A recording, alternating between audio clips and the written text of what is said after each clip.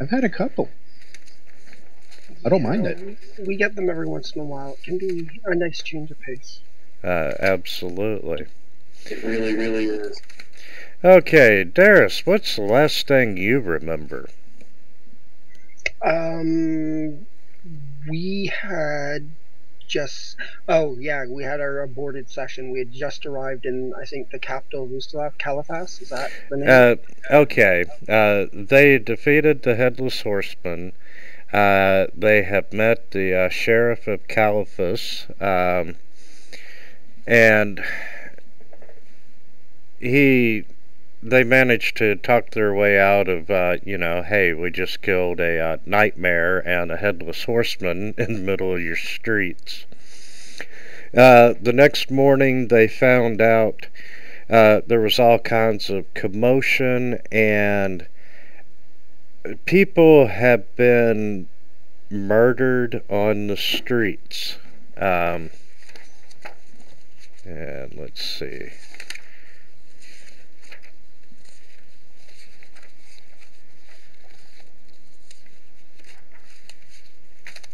Um, the bodies that have turned up on the city streets have been drained of all fluids, and when they come into contact with sunlight, they dissolve into ash. You all did see this happen firsthand. And the sheriff thinks that it's got to be some kind of hoax because vampires haven't been seen in this region for a very, very long time. Centuries, as a matter of fact. Um, they met, you all got invited to a social event from the esoteric order of the Palatine Eye.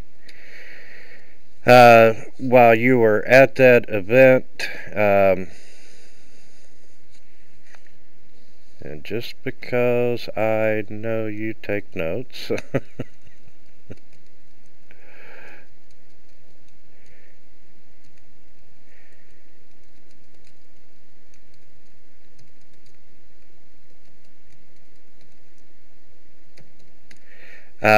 you met this gentleman. He is also known as Mr. Jolly.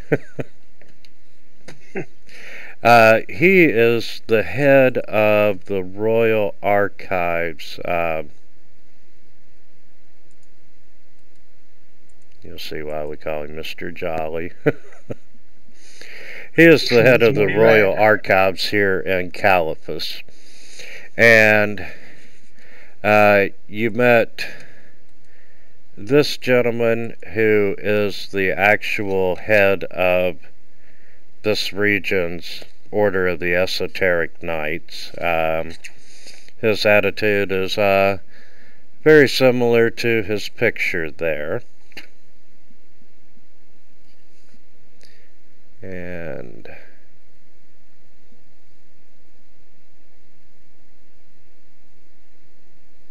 yeah, I don't think you met the third one. Anyway, you managed to gain entry to the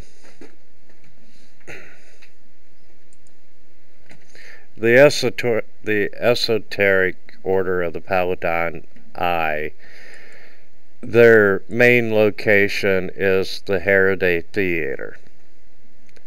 And that's where you all met him. And on the second level is actually the esoteric vaults, which are, their collection of all kinds of magic items, stuff that's been kept with them for safekeeping. Even the Whispering Way at some point in time has stored stuff with them. You all did manage to talk your way into it. You did a lot of research while you were in the vault. You did indeed confirm that the Carrion crown is a magic elixir for creating a lich. you found some more information on the Raven's Head mace, you know, that it's a legendary mace, yada yada yada. You pretty much didn't learn anything new about the Whispering Way that you didn't already know there. And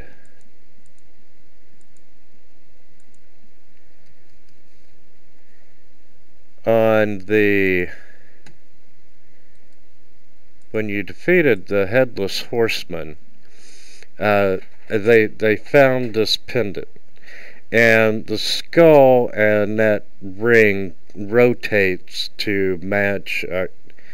It's outlined with runes, and it's actually a key. You match up the runes, pop it in the thing, and you know, doors open.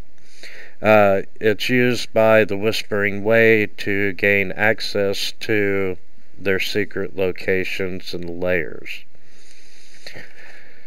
While you were in the esoteric vaults, you discovered a stone gargoyle, and fortunately, it was not a real gargoyle, but it did have the indentations for the key and its runes. When you activated the gargoyle, you saw a hologram showing Kathir, and at the 4 cardinal points, you saw a lich standing. And in unison, they demanded to know what the 5th tenet of the Whispering Way was, which is undying form, undying opportunity. No one knew it, so 4 bone devils were summoned that they had to deal with. But the map, the hologram, did show the location of their hideout here in Caliphus, which was at the Quarterfax Archives. So after dealing with the Bone Devil, they were escorted out of the Faraday Theater, you know, politely. Thank you for not damaging more things. Thank you for showing this dangerous thing that we've had, but get the fuck out. And don't come back. Absolutely. So they went to the Quarterfax Archive, met with Mr. Jolly.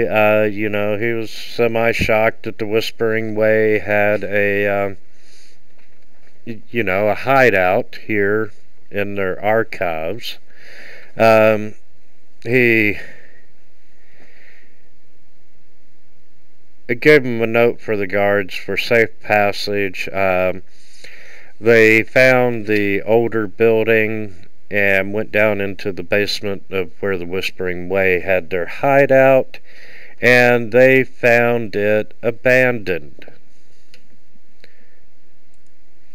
But while they were looking around,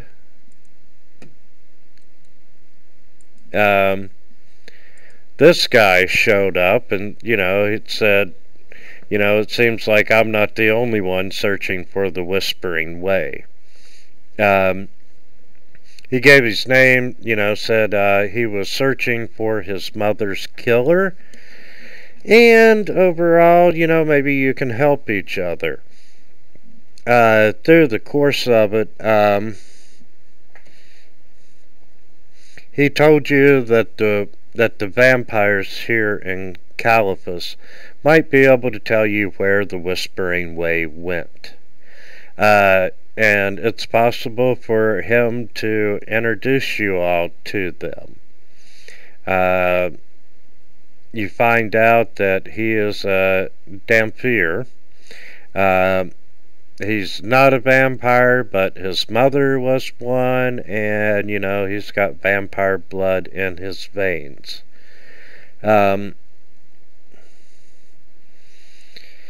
He talked about their leader, Lubick, who's an elder vampire who even predates the Whispering Tyrant. He talked about how, yes, vampires are monsters, they're unrepentant villains, it's true. But they found a niche here in this country. And when the Whispering Tyrant fell at Gallowspear, the vampires laid down their weapons and conceded the field in exchange for peace. Since the Shining Crusade, they've maintained the status quo, and the rulers of Usiloth know that they can hold court without fear of the Whispering Tyrant, and they leave the vampires alone. However, the vampire slayings that are currently taking place in town could create an entirely new war in the city and across the nation. And in a war between humans and vampires, who do you think's going to win?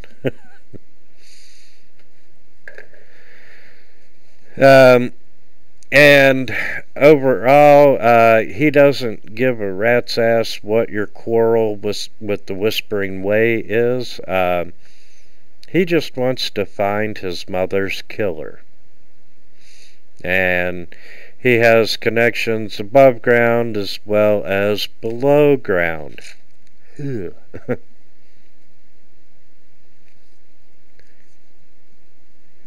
And I think that brought you up to part 1 of... You guys were busy. We talked to one of the prisoners in the underground, and he confirmed that the alchemist potion was pretty much ready, except from some minor things. Yes. Quinley ended up taking you out, meeting with you, which, before I forget, they did go shopping, so if you need to buy something effective against vampires, go right ahead. But they met up with Quinley, they went to the Vampire Underground, they met with the head of the vampires, and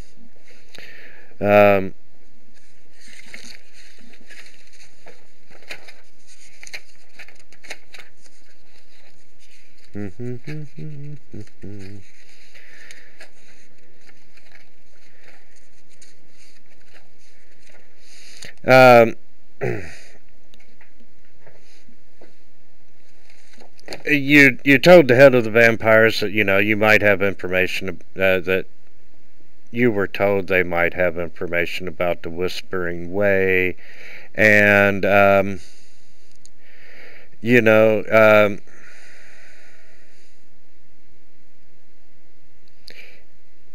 he tells you that he's no friend of the Whispering Way. He prefers to see the Whispering Tyrant remain confined, and he made a deal that if you find him the killer of the vampires, he will tell you what he knows of this cult and where they might have gone. About the murders, his agents have been out gathering information, but in truth, they know very little. They do have a Nosferatu in custody under suspicion. What was his name? RAM.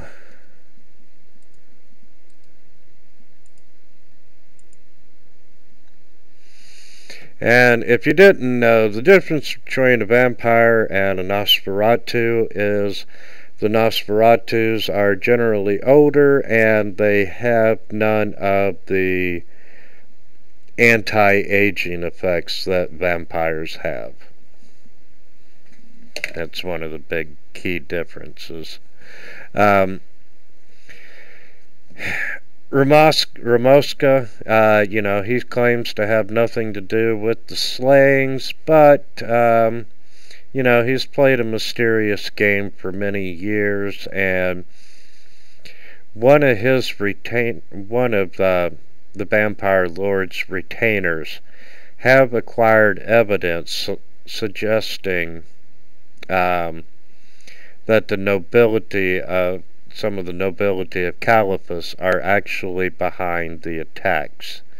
Ramoska, as you found out, does work for some of those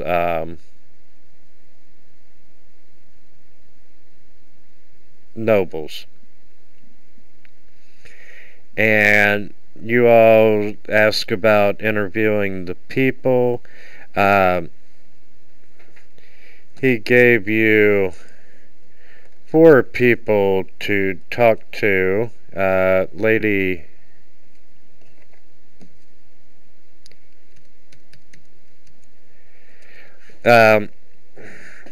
Avinga.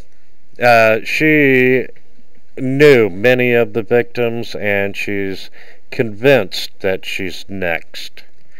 And then you have Desmond Coate, who may have some insight into it. Those two the group has not spoken to, and Mr. Giovanni is a vampire tailor, and you all did talk to him. We'll cover that in a minute. And then you talk to Ramoska, the vampire itself. We'll cover that in a second. The Vampire King, the Vampire Lord, demanded only one thing.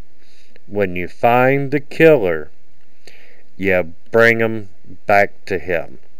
Anyone who strikes down a vampire elder will face judgment from one as well. And after, much debate about, our paladin and our cleric of Saren Ray, do they help the vampires? It was decided the greater good. The Vampire Lord gave you a sigil pin, happy face with fangs, that mark you as his property, and as such, you should be safe from anyone attacking you.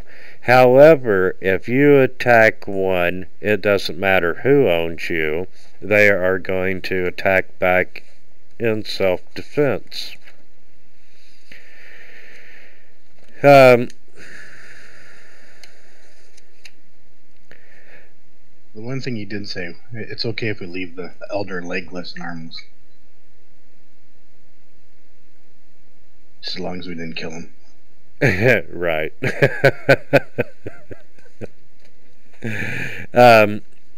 The Radvir is the Vampire Lord's retainer, and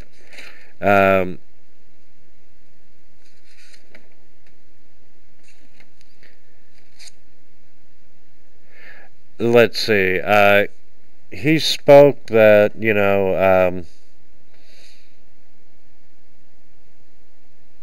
the human nobles of Caliphus are hunting down vampire elders.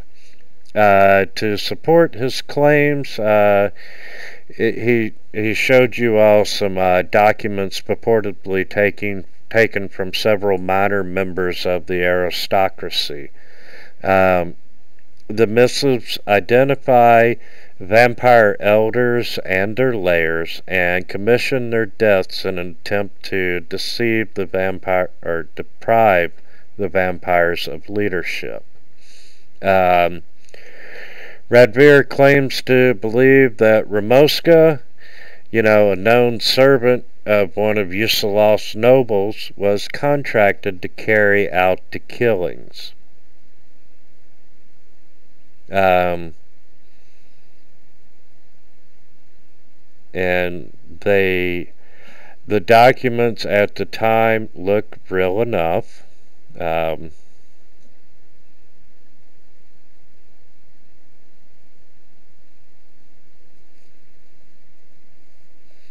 And then you interviewed the vampire itself, and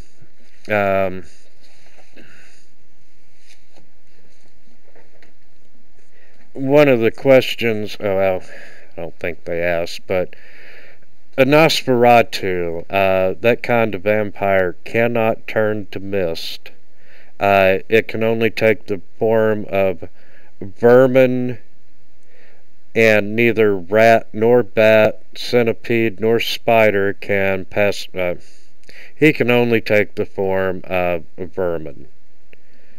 The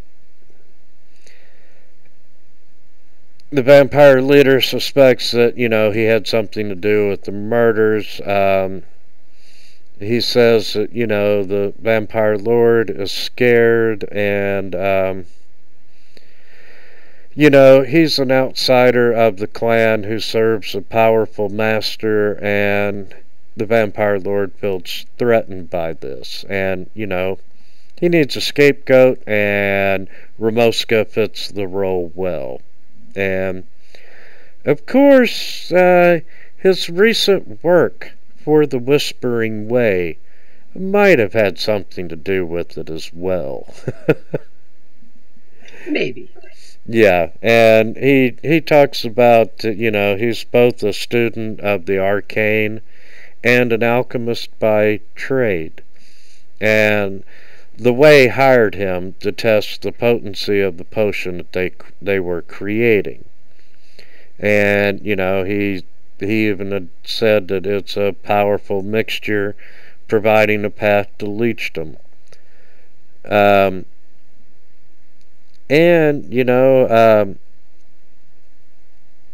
he said he's no supporter of their goals, but the opportunity to test his experience on such a concoction was just too much to resist.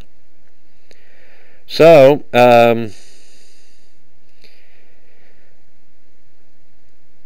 he did test it, and yes, it will work. Obviously, they mean to administer it to someone, but judging by the formula that he studied, it was someone of great importance, as it was crafted for a single specific person. And his personal favorite choice for the potion's recipient would be, the Prince Adad, the ruler of all Yusilaf. But that's just his guess as well. However, he doesn't think that the cultist created this elixir because the prince asked him to. It's meant to poison someone, to force the transformation even against the unwilling. And, Ramoska says, you can save him or whoever it's meant for if you help me. And, he says that I am an innocent man. If you help me clear my name of the vampire murders, I'll tell you all that I know of the Whispering Way and their recent activity. And he says, I'm sure you already know that they've left Caliphus, and he can tell you where they're gone, and perhaps study the sample in more detail to see if he can find anything new. He would share all that information with you. Why? The Whispering Way did not pay him. And if his rewards, what was it they said? If I can repay them for their treachery with the points of your swords, then he considers it a fair trade. And you are now up to date. Cool. You guys really did get through a lot. And at the end of last week, I think when all the nobles, the minor nobles that the tailor had information on, we discovered they all had left town too. Yes, the nobles that were listed as potential targets have mysteriously left town. Probably around the same time the Whispering Way abandoned their base, but we don't know when that happened.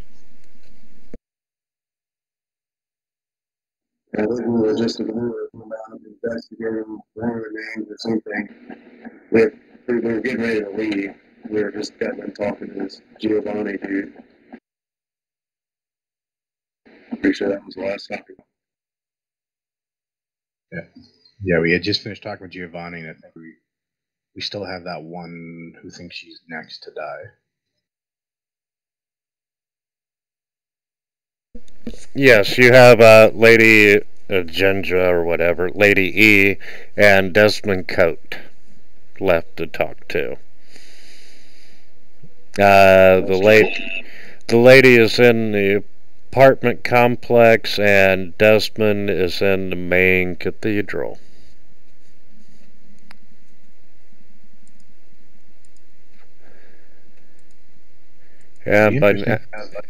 And by now, your alchemist is sober enough to actually participate.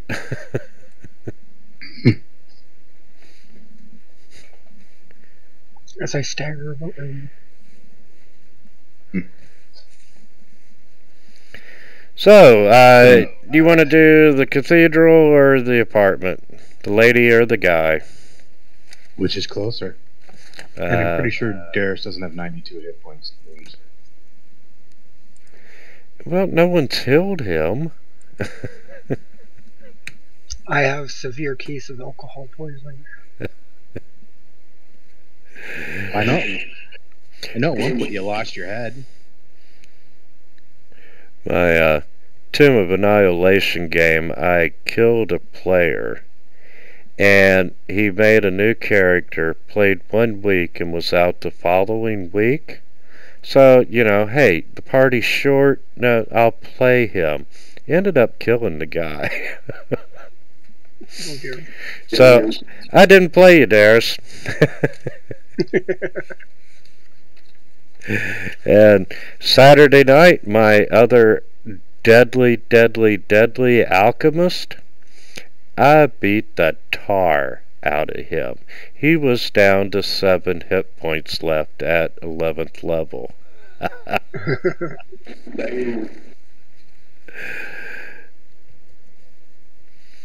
I love the fireballs. Especially at 11th level. Okay, let's see. Where the hell are the apartments? I made a different alchemist to serve as an NPC in another game. I had to retire him because he was a little too good. He was the Ragekin Werebore, and he focused on melee, and he's all natural attack, so he got 6 attacks around, and he could sneak attack damage when he was flanking. Holy crap. So yeah, sneak attack on 6 damage. And with bonuses and crits, having high level characters, it takes a little bit of getting used to see plus 84 points of damage on a hit. And you gave me a monster that does 2d4 plus 4 damage max? Okay, the cathedral to the north of you is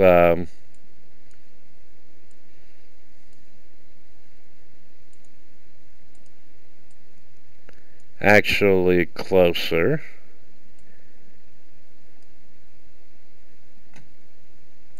And it's that away.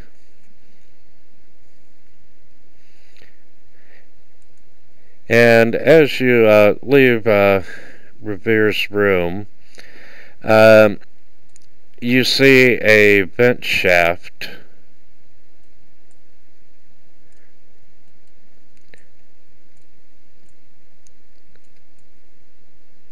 right here. That it's a 2-foot square in the ceiling, and you can tell it goes up.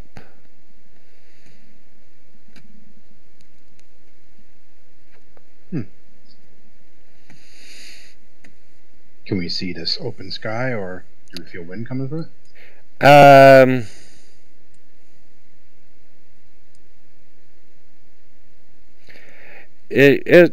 Well, you know, it's a little bit smaller than the grate you all crawled down through to get here.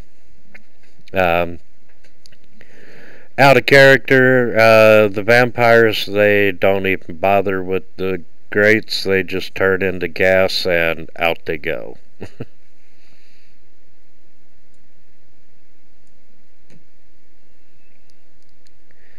Okay.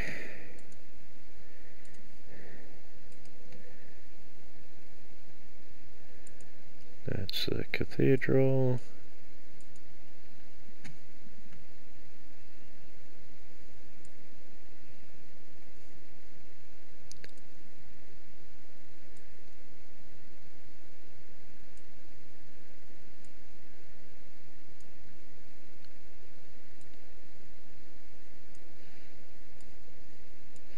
How you doing, Anna?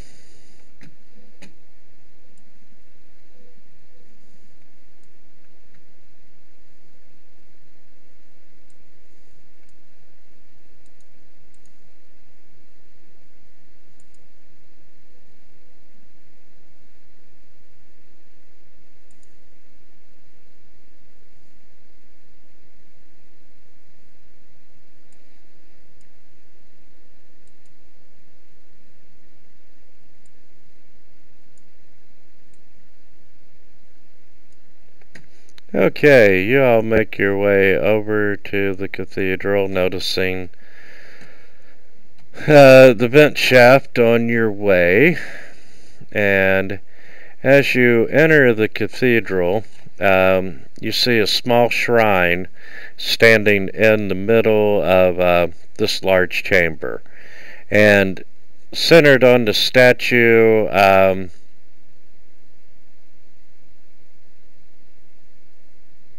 okay. A small shrine stands in the middle of this large chamber, and it's all centered around this statue of a horned man with fangs and bat wings. And he's holding a wickedly spiked flail in one hand. Beyond the shrine sit 2 long tables with elaborately carved dark wood chairs. And if anyone wants to know, no, we can't hear you. Yeah, you have an X through your name, like you don't even have voice set up. Or you've hit the away button. Right underneath the connections, you got the X. Okay, can you hear me now? Sure can. Ah, good. Sorry about that. That's okay. No, not a problem. I'm not late, am I? Just a little bit. Oh, okay. It's okay, they had to catch me up on everything. Anna, could you turn on push to talk? Yeah.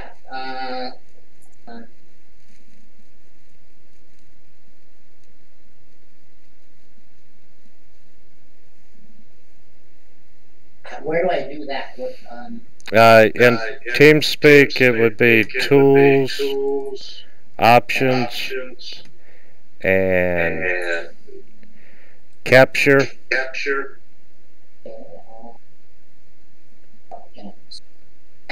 got it. And then there's a push to talk.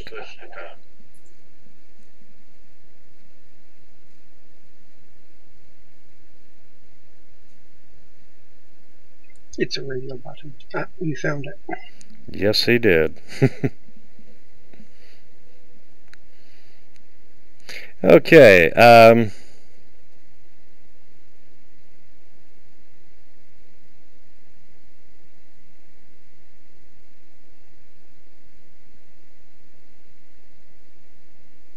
I want to know what group has destroyed. Now I'm setting up my a couple of things, combat expertise, and there's this thing the Magus can do as an accurate strike, where it resolve the next strike to be a touch attack on a weapon, on a melee. Ooh. So I'm just setting these things up and testing them. Okay, and as you enter, I'm gonna move these around.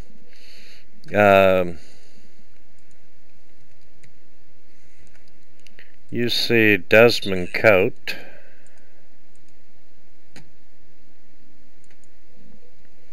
And This is go ahead. the same day we haven't rested, right? Correct.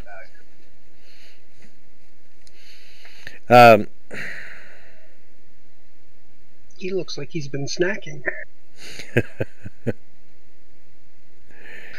He took Gurkha's sandwiches. Ew, you have peanut butter and blood sandwich? No, it's a strawberry jam, man. You can set it to anything you want, Anna. There should be a way for you to set what button you want it to be.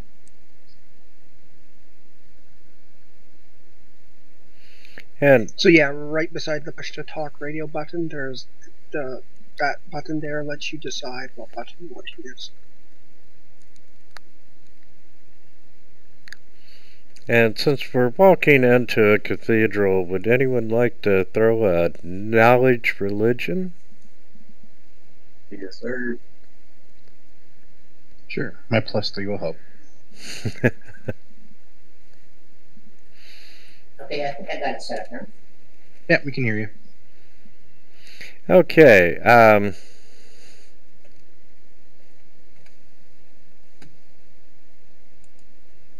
Goddamn twos. Don't tell me it's gonna be the same as last week. Hey, that's high for my rolls. okay, as you're walking in, you recognize the statue as a The cathedral is dedicated to the infernal Duke Zabos, whom the vampires venerate as Lord of Arrogance, Nobility, and Perversion. The ceiling in this chamber is 20 feet high. The side rooms have 10-foot high ceilings. As you walk in, you see the gentleman that's most likely Desmond. He is currently leading 2 vampire nobles in honoring Zabos. But as you walk in, they stop and turn, and Desmond starts to draw out a morning star.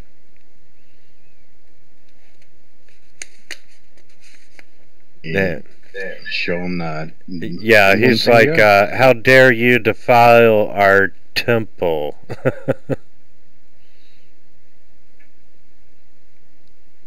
We were hoping you could tell us about your god. Ain't found anything. And you are showing him the sigil, right? Yeah. Oh, I see that you're owned. You want to know about our religion? Well, you must convince me that you are worthy of knowing our religion. Oh, that's okay. We weren't that interested. Oh no, we're here helping to try to solve find who's killing the vampires. Tell me what you know about the hierarchy of hell. And you're all welcome to make a knowledge religion check. Come on. It's better than 2.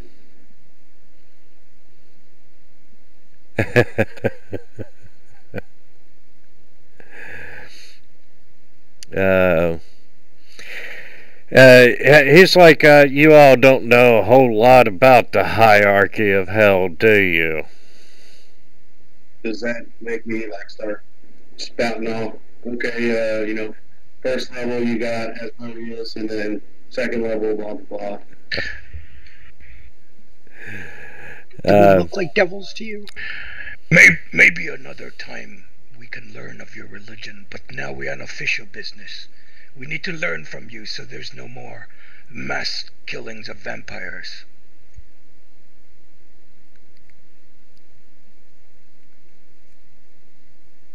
So perhaps you can enlighten us. Would you like to make a diplomacy check there, Gruka? Otherwise, I will have to bring in the big gun. She names the guy who gave us the key, so I'm going to go with intimidate. Yeah, you can roll it as well.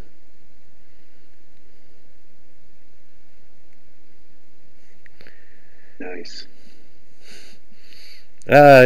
He's like, you know. I mean no disrespect, but we are not here for learning your religion. I like people who cut right to the point, and so, I've been investigating the murders, and I've collected these wooden stakes found in the ashes of the victims. And I've discovered that they all seem to be of a similar make, carved from furniture legs made in the same pattern.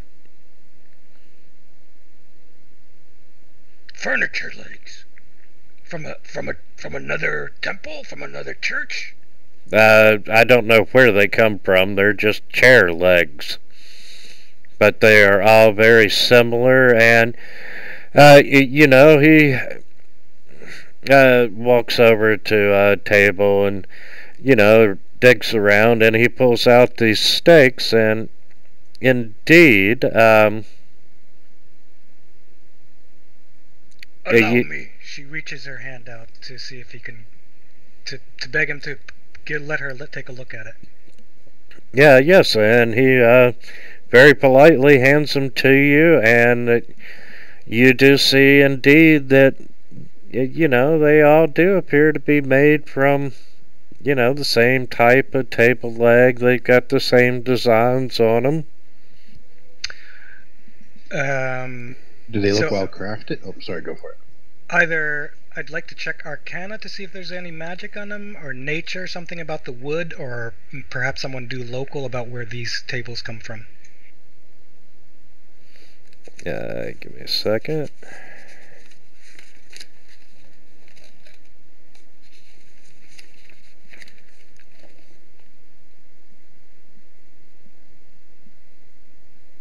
She thinks they seem to be just wood from the untrained nature check there. But if there's anything Arcana on them, hopefully she'll pick something up.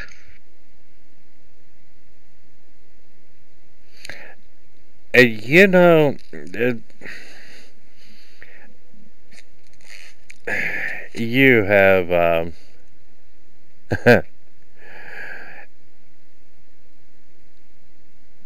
they are unique enough. Do they look like they might have come off the furniture in the Whispering Ways hideout? No, but they are the engravings on them and the design. It's unique enough that you think that you might be able to, trace the furniture maker down. Yeah. All right. Maybe there's a furniture maker in town that we can take it to. And really, you're talking upper mid-level quality to high-end quality furniture. Nobility furniture, perhaps, or a little bit more of the bourgeois type. Yeah, nobility to just barely under. A very well-off merchant. Like from Chippendale Collection or something. Exactly. Hipsters. And vampire hipsters. They're not like fashion mistakes or anything. Right? Let's see. And Coat mentions that the freed spawn of the murder victims have all been acting strangely, but he doesn't have any idea why. Act strangely how?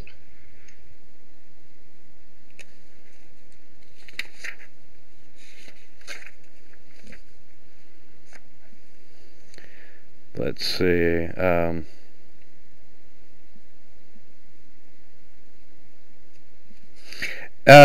It's almost as if they've had a new master.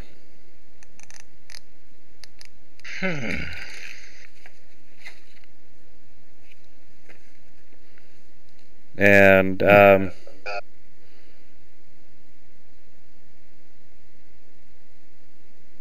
anything else you would like to discuss with him? So basically what he's saying is whoever's behaving strangely is because they have a new master, is that what he's saying? It's almost like they do have a new master. But, generally when your spawns are free, they're free. So someone bonded them or controlled them somehow? He really can't say, but they just been acting very strange.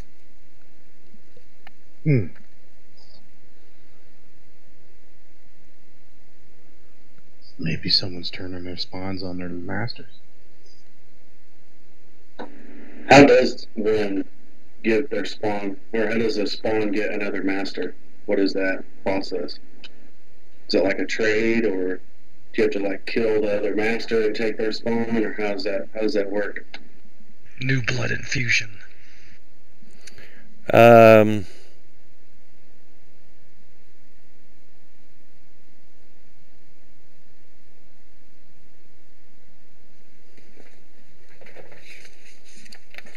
I don't think it's ever been done before.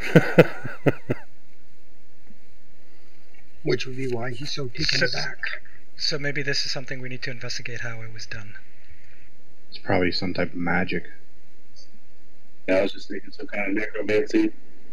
They a dark god.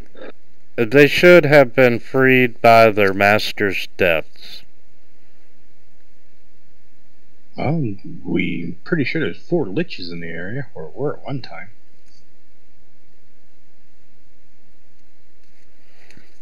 There's got to be at least one. That other dude said that that elixir was successful. So.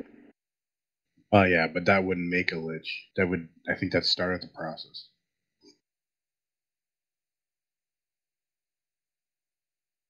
Because he said it was for one specific, so not multiples. Yeah, that's right. My fault. But that's pretty much all that he knows. Okay. Well, I asked him, do you mind if we keep this leg so we can try to trace it to a furniture maker? Maybe find out where it was sold? Since they're all similar, he'll let you take one.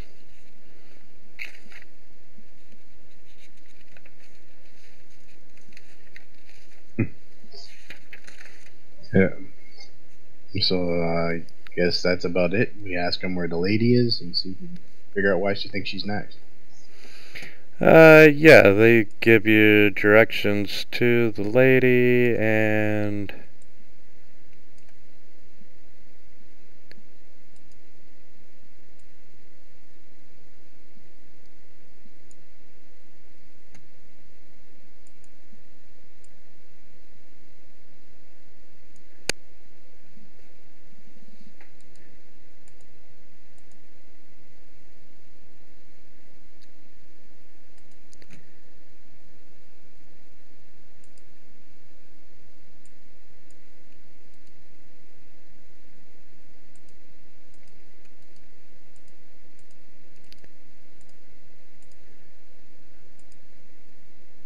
Pretty sure this place smells like a butthole.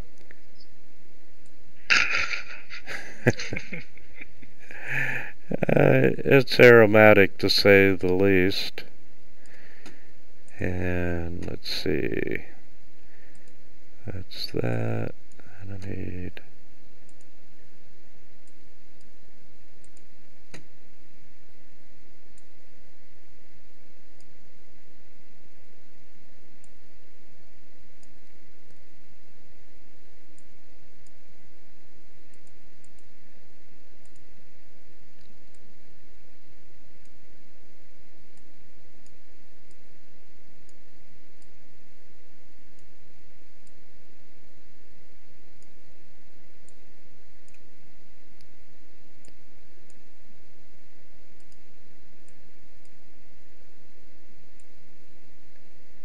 and drop you right in the middle of Vampire Central.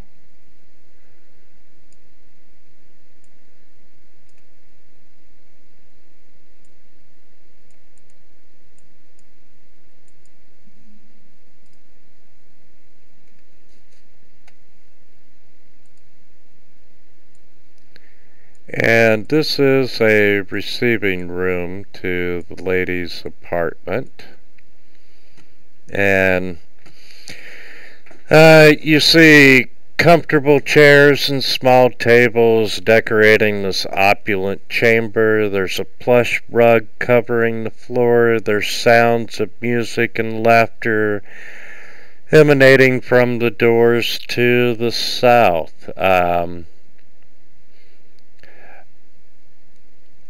As you approach, the vampires graciously welcome you and they invite you inside, and it looks like a bunch of friendly aristocrats are having a small party. And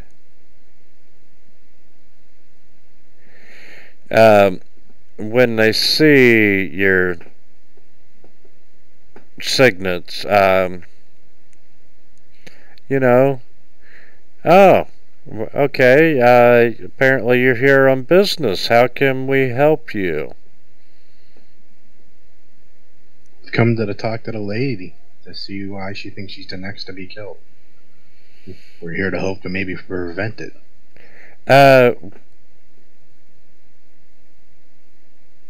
Well, and what makes you think that you can prevent something happening to the lady? Nothing. But if no one tries, how can it be prevented? Well, that's why we're here. We need to learn more why she thinks she is next. And perhaps we can be in that way and prevent it. And possibly point us to who's been murdering vampires in the city. And how do we know that you're not the ones here to murder her? Let's show our sign again. You know, we've already been vouched for.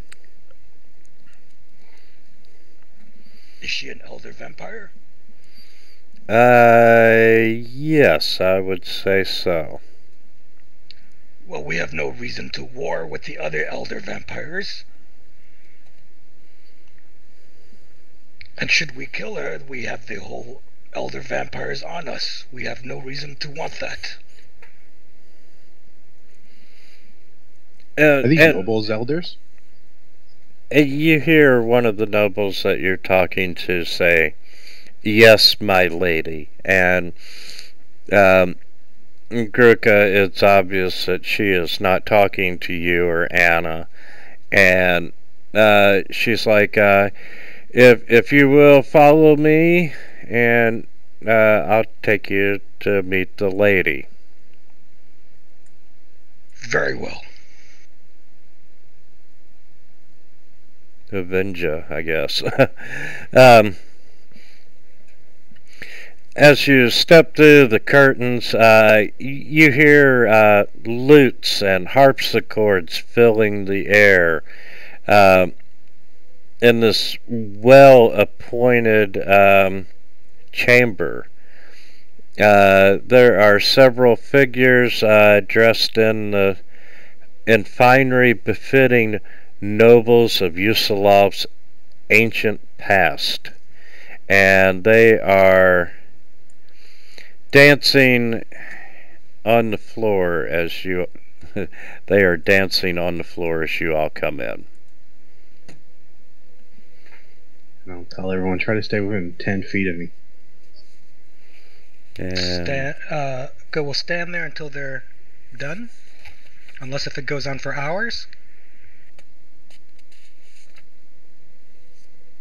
Is it just Grook and Anna in there? No, we're all in there. No, what the GM said before was, it seems that person is responding to maybe a telepathic message. Yeah, we move through the curtains. As though she's not talking directly to us. Gotcha. And guys, I'm gonna move you all down into the room.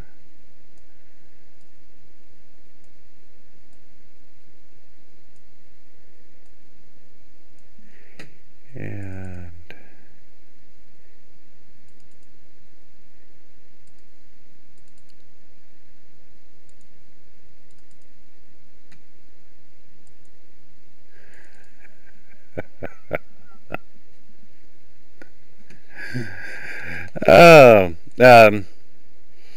yes, you all are.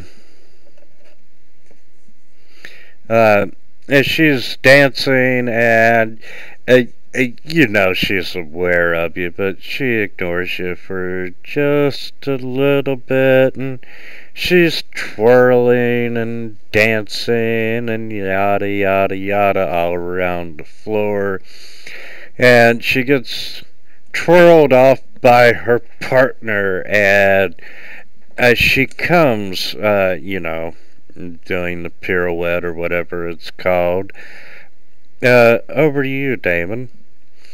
And she's like, "My, what a strong, handsome fellow. Come dance with me." Yeah, I'm lead-footed. I don't know how to dance, sorry. Because he's being rude. Oh, yes. You can't do that. Yes, please, come dance with me. It doesn't matter. That's okay. I'm just here to help my friends and maybe help you from being killed. If you like to keep on dancing, go for it. I won't interrupt your dance. Any chance you have knowledge nobility? Probably not from that answer. No. I have knowledge nobility, yeah. There you go. Not much. Come on, Dara, step in. Yeah, she doesn't want to dance with, wants to dance with him. Like step in. That's why I am prodding Demon. Yes, Darius, you know that his answers are completely wrong. And David, quite honestly, you know your answers. You just have a problem talking to women, it looks like. I mean, like, I'm carrying stuff that may harm her. That's why I don't want to dance with her. Or it must be just the fact that she's a vampire. Let's say. Wait, you all have not...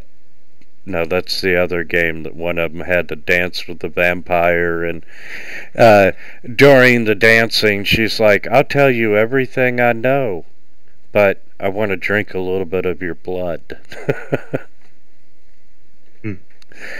And she just kind of laughs at... I'll say to her, I'm trying to be diplomatic where it says, I would love to dance with you, lady, but I've come armed to defend myself and those who may harm you. And some of the things I'm wearing may harm you in general, and I don't want to cause you pain.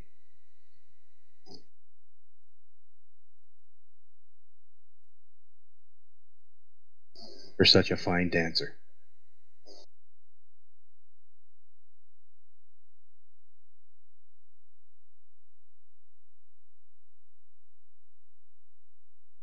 You may make a diplomacy roll there. Try not to offend her too badly. You roll a 1. We're instantly in combat. My luck, yes.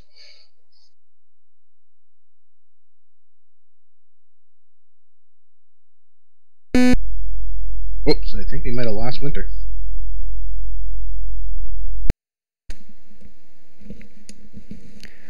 I bet you all can hear me now. Yep. I bet you're right. Yeah, my headset died. Ooh. Somebody forgot to plug it in last night.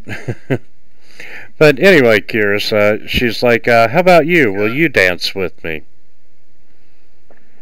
Oh, I thought you'd never ask. And she's going to use her dexterity and just kind of follow along. Kyrus. That's me. Kyrus. This is going to be interesting. He said, well, I would, but my left hand would damage you by the mere touch. Kind of lifts up his left hand and his tattoo of the holy symbol shows up there. So if she comes in closer, she's got to make a revulsion check. And Gruka, did you offer to dance with her? Oh, yeah. Did my attempt at diplomacy even work?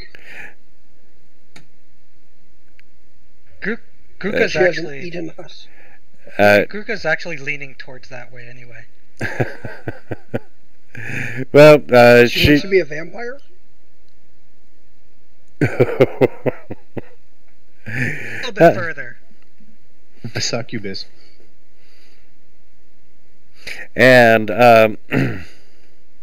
so, she dances with you for a song or two, and you two have a great time. And at the end of the songs, she looks up at you and says, thank you for dancing with me. And she looks at you all and says, what can I help you all with?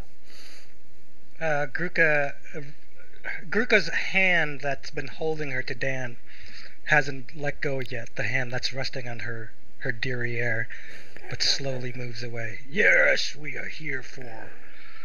We have reason to believe that you are next to be perhaps harmed. And we would like to find a way to prevent that from happening. So you may dance on. Oh, I am so thankful to hear that. I've been quite upset by the vampire slayings. That many of my friends have fallen victims to the murderer, and I have noticed several things about the murders, though. One thing is that all the victims all have in common that they each controlled large numbers of enslaved spawns. And yeah, and you know, these spawns that they're freed by their master's death, but they've been there. They've been acting strangely, and you know, she pretty much tells you the same thing, that it's like they have new masters, and you know, given the size of her own undead court, she suspects that the murderer will be coming for her soon.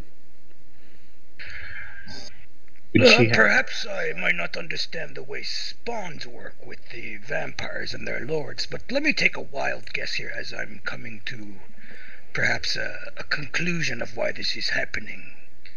So, it seems like the murder victims they have their own spawns, yes? They have... Most vampires have their own spawns, but... so let's say you begin to murder the ones who have lots of spawns, and you quote-unquote free up these spawns. So in essence, you're creating unowned spawns, many of them. Is it fair to say that someone is trying to build a spawn army under them? The way that spawns work, from what they told us before, is that when you kill the vampire that has the spawn, those people are free. They're not bound. Yes. But the peculiarity in this case is that they're still acting as if they're bound to someone. Correct. But there's no known way for that to happen. Perhaps someone has found a way. Yeah. That's a logical conclusion. It's been very, you know, I can't say for sure that they have new master, but that's the way that they act. And you know, I've been around long enough and seen enough death, and I've seen more than one spawn become free, and I know how they act.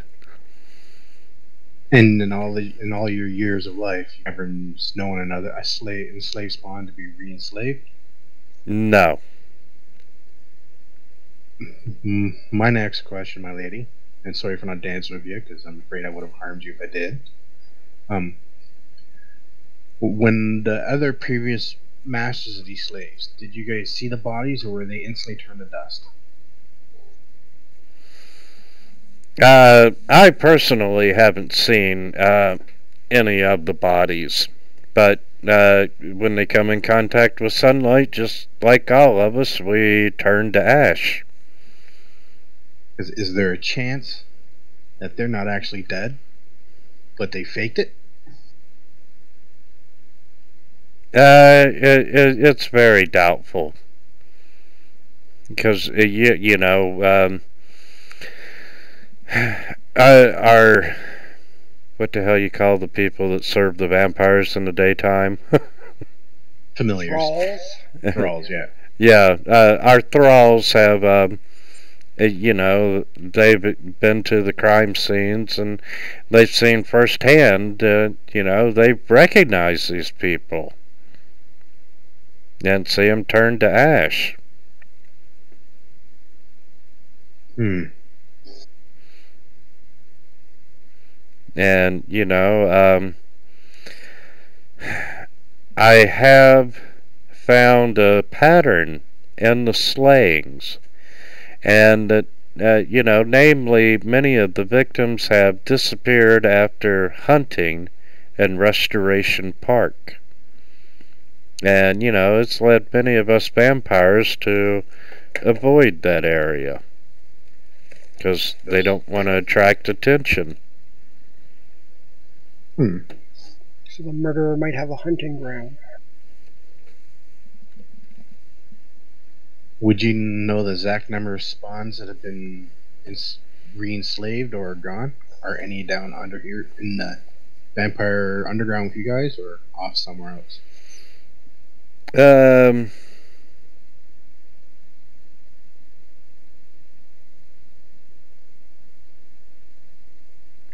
Yeah, I don't have a number on that, but I'm going to assume that the vampire spawns, this is their underground headquarters, so they come and go, but, people are just noticing that they're acting strangely, but not really to the point of, ooh, we need to follow them and see what they're up to. Because if they've been coming and going down here, could they have been setting things up down here for a prelude of an invasion from their new master, if there is one? You would have to be a fool to attack us in our home.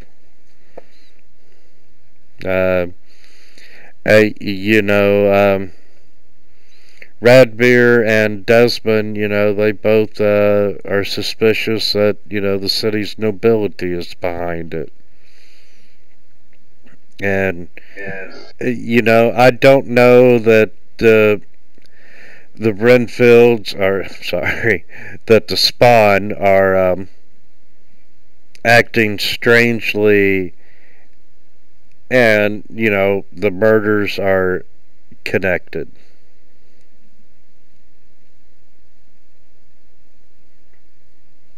Seems unlikely that human authorities could somehow bind vampire spawns to themselves. I mean, that would be...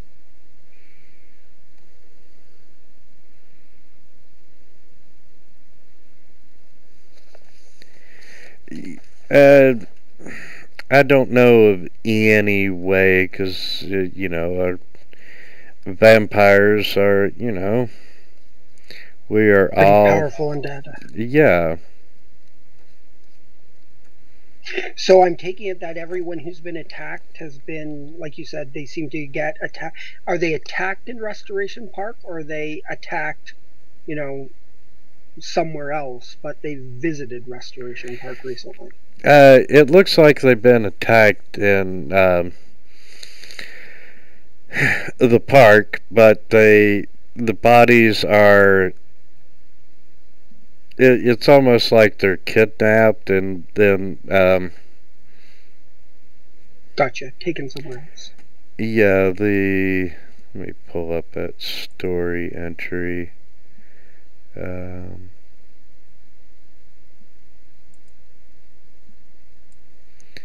The murder scene that you all went to, there was a headless body laying on its stomach in an alleyway in the shade. And while you all were talking to the police captain, the orderlies were getting rid of the body, and they pulled it out into the sunlight, and it turned to ash. It turns out the body was dragged from...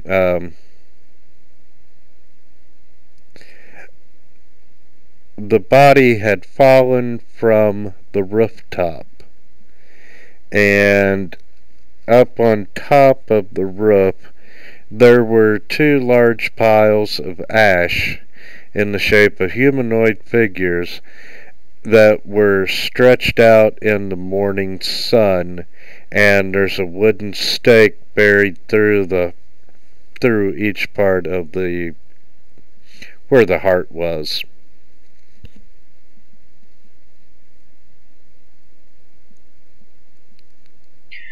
So, my lady, if we can't come up with any other solution to resolve this, would you be perhaps... I mean, you feel that you're the next logical target. Would you be amenable to serve as part of a trap to venture to Restoration Park? We'd guarantee your safety, but maybe we could trap whoever's responsible for this if we can't find enough other clues to lead us to them. Just from the information you've provided? Or perhaps we find someone who can dress up as the lady here. That's another possibility. Well, Garrus does have a hat of disguise, so I guess he could look like her.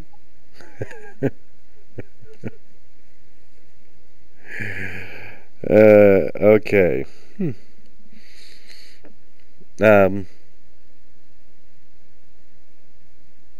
Perhaps we can do a whole ruse. Perhaps you make an announcement of your appearance, but you wouldn't appear by yourself. But maybe a double. Well, you know, they would. Yeah, that's kind of what I was laughing at. We got a sexually ambiguous half-orc and a drag queen alchemist. Paceo would be so proud.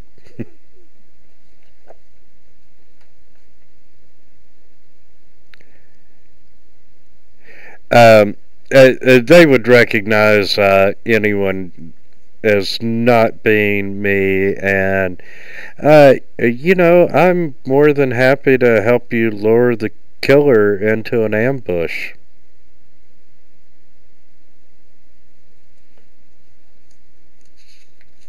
Do you really? We were led to told not to let an elder come to harm. And we won't. I think you were told not to harm an elder. Oh, we're not supposed to hurt him ourselves, but someone else does. This could be our chance, David. This could be our chance. And let's see.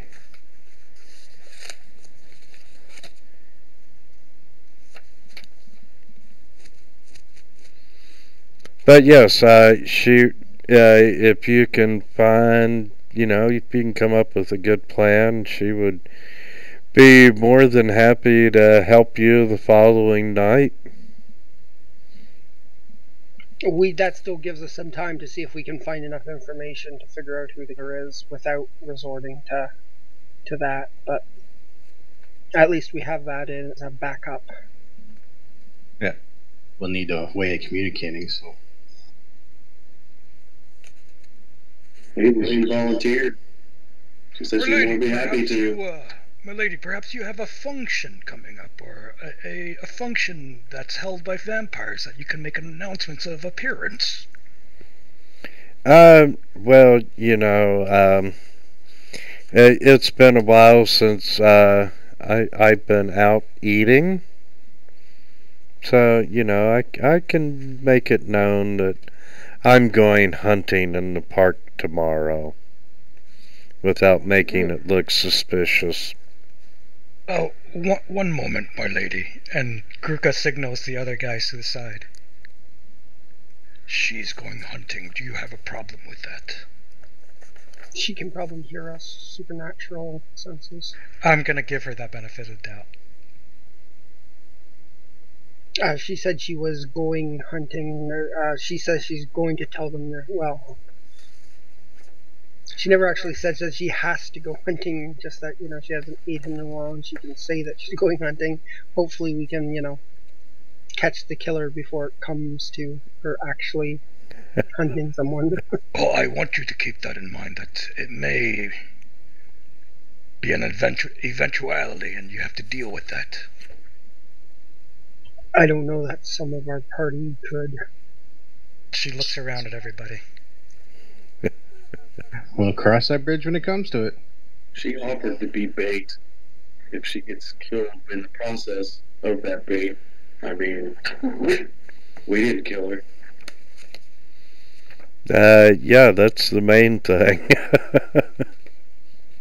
Well, I just want you to know that may be an eventuality, and be prepared, because we do not want to go to war with the elders.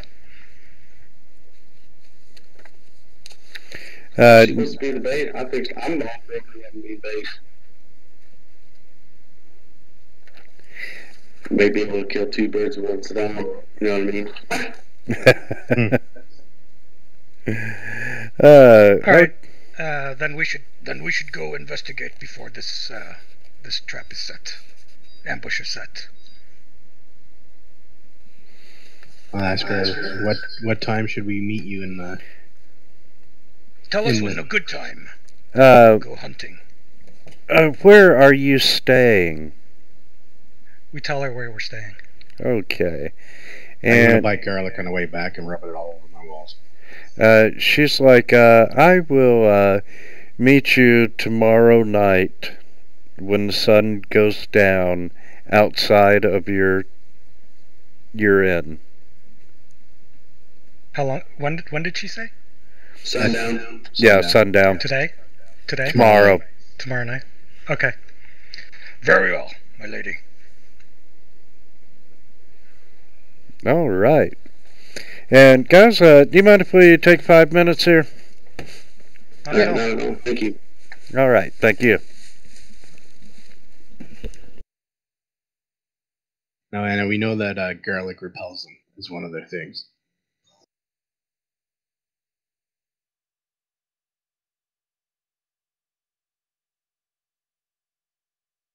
It serves more like a like a stagger condition. It doesn't really it just puts them at bay. It doesn't really prevent them from attacking. I'll be right back.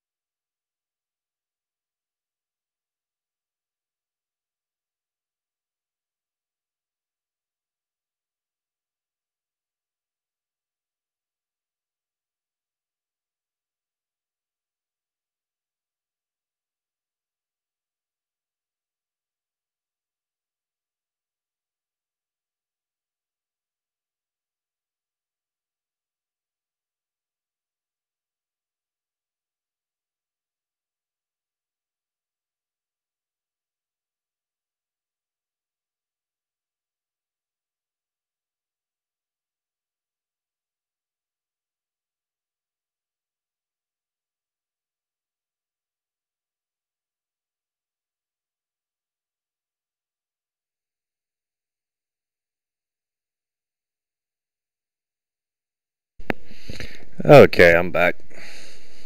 Me too.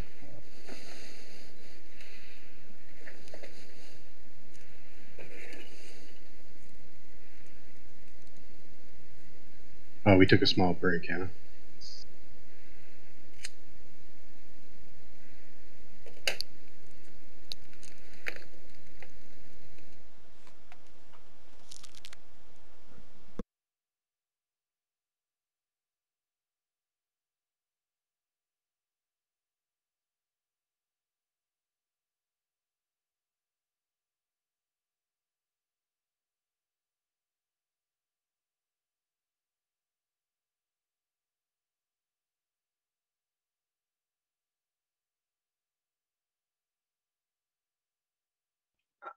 I'm trying to figure out the logic of why, when we're in daylight savings time, I would ever post a start time and standard time. I think Fantasy Grounds is, if you use the calendar, it's smart enough to tell you what time it is. I'm back. If you do it in the forum, you have to figure it out yourself.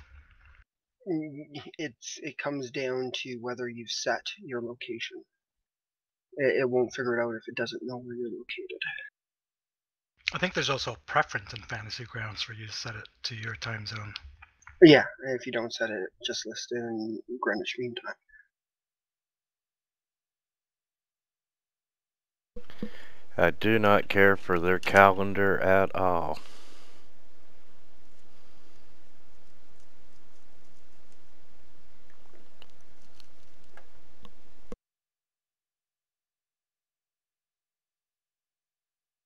Ooh, I hope I get to roast just one vampire. Just one. That's all I ask. From the sounds of it, we may be going up against an army of them. Even better. I don't think we have 6 people that click on a circle. It's our secret party member. I think You one just might. don't know about them.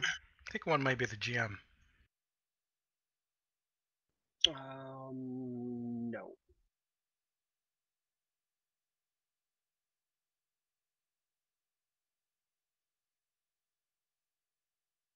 I would love to be able to use undeath to death.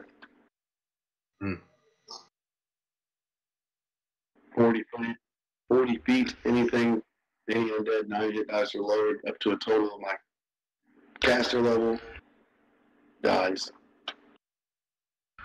Alright, so from now until tomorrow night, the only thing I can think of is to go investigate the table legs. Yep. Anything else? Not really. I mean, Darius probably could do some shopping since we did some. Or you can retcon it that he was doing shopping while he was getting hammered.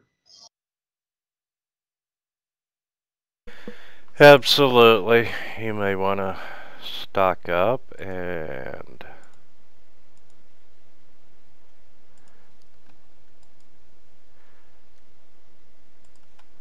Hey, Darius and Kira's hands him a list of the nobles that Ramoska named that were to be determined.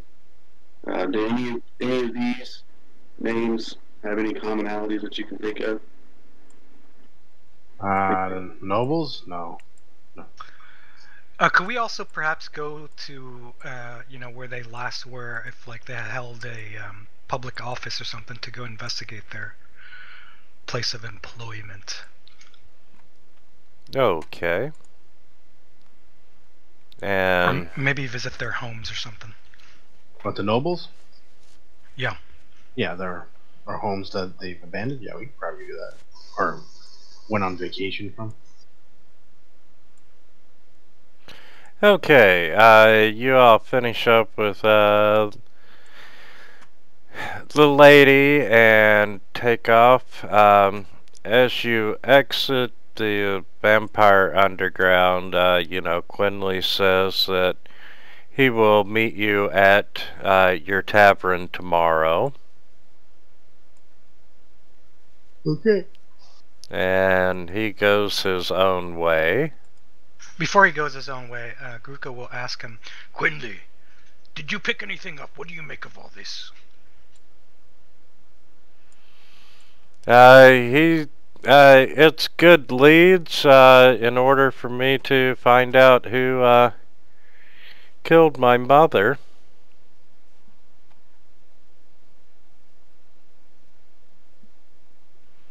You know, I think we're off to a good start.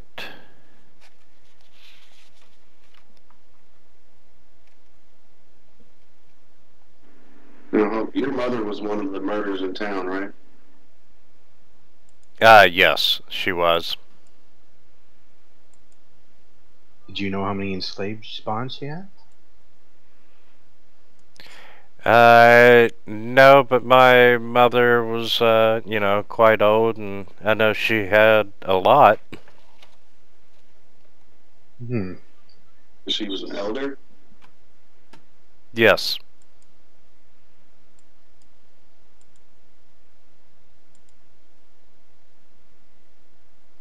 Man, I'm just trying to think what's doing it. I mean, I don't know. Maybe one of our more arcane focus I would ask them.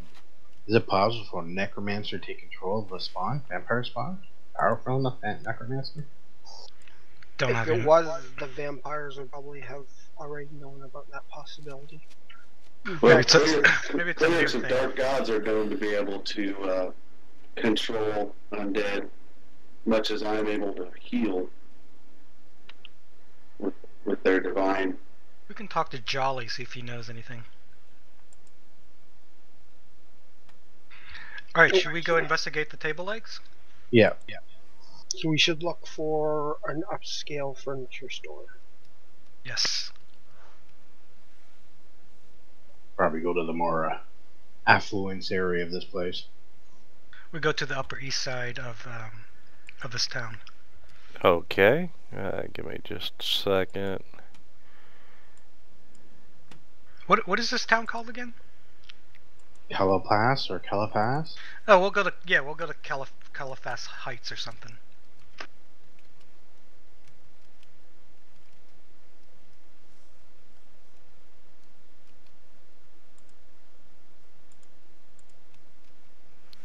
And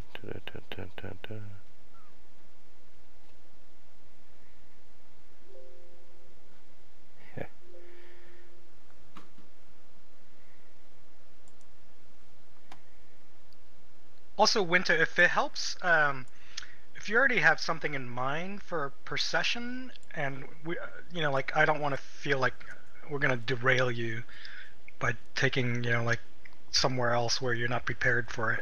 Oh no, no. You always want to take the GM off the rails. Keeps them on their toes. Well, that's a given, but I don't want him to have to like roll crits on me all night. I'm loading the combat tracker, believe it or not. We're gonna have to fight magical animated furniture. Animated objects. Haven't you done that? Level 20 animated objects. Yeah, it was, Fantasia. It's the beast. Him and his servants are taking over Vampire Town. Yeah, when you all, it was the animated, manacles at the, at Harrowstone Prison.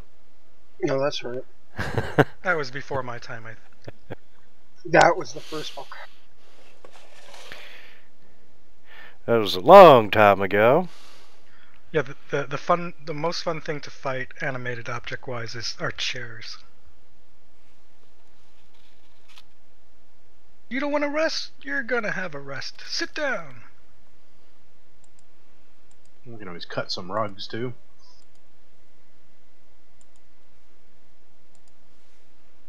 And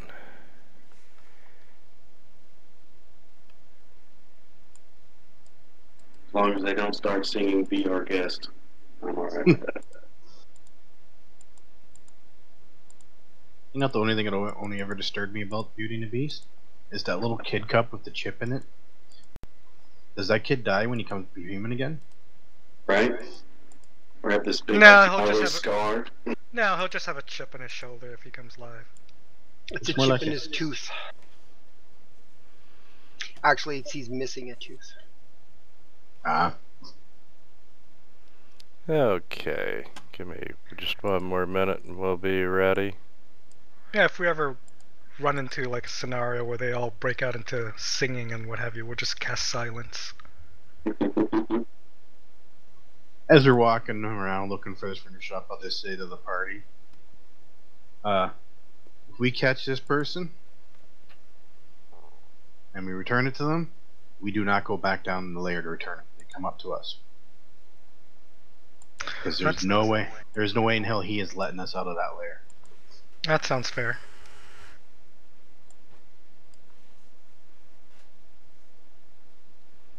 Okay.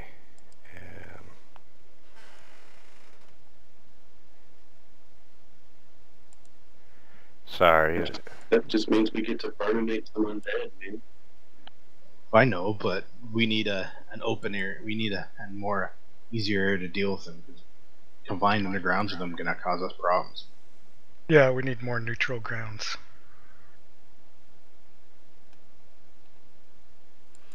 Okay.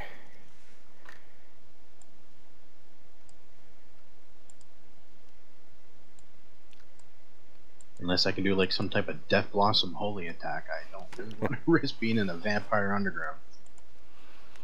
Well, you know, you're not in the Vampire Underground currently, fortunately. Yeah, it's still kind of. I guess we would be coming up at nighttime, wouldn't it?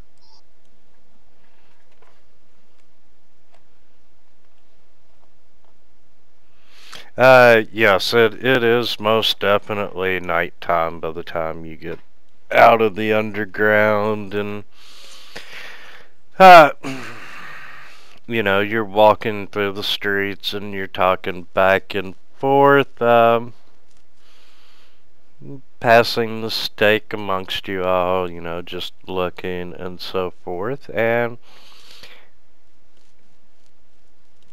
Yeah, I guess we would be Curious. heading back to the inn, wouldn't we? Kyrus falls over.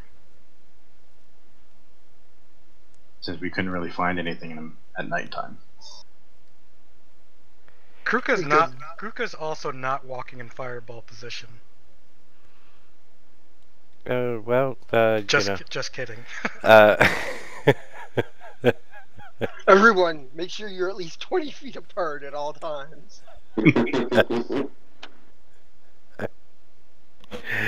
Unless you have invasion. We're just yelling to each other as we walk down the street. What's wrong with you people? Spread out. Would you like to make a perception check? Most certainly would. Or Alec, let's get everyone to make a perception check. I'll find a brick wall. You can go to your skills, Anna, in the skill tab in your character sheet. It will actually Damn it. Kruka's too busy trying to get Darius off the ground as he seems to be falling over. Turn I me seem to be over. falling over with that one perception. Do you have the skills bar open?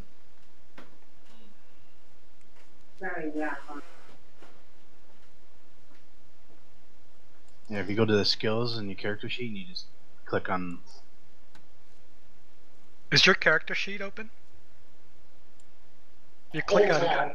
If you click on your portrait to the top left, it'll open up your character sheet if you haven't had it open yet. And then from there you see a bunch of tabs. There's one that says skills. Okay, my skills. Okay, and it's all set up, yeah? Yeah. Yeah. And then, you know, right across from perception, the very last column, you got that little dice icon. If you click it, it'll actually make a perception roll for you. Okay, I clicked on it, but it didn't do anything. You gotta double click it. Yeah, double click. Single click. There you go. Oh wait, is it hidden? No, that was me. You can double click on it and it'll roll it, or if you. Oh, and there she goes. There's no bonus, right? So it's just a straight D20 Yeah. then? Alright. That was, you critted that skill. Right? Yep, Anna's playing the Valeris pre-gen. They did not get too creative on him. Okay, let's see. Unfortunately, I don't know enough to have my paladin sense going, so.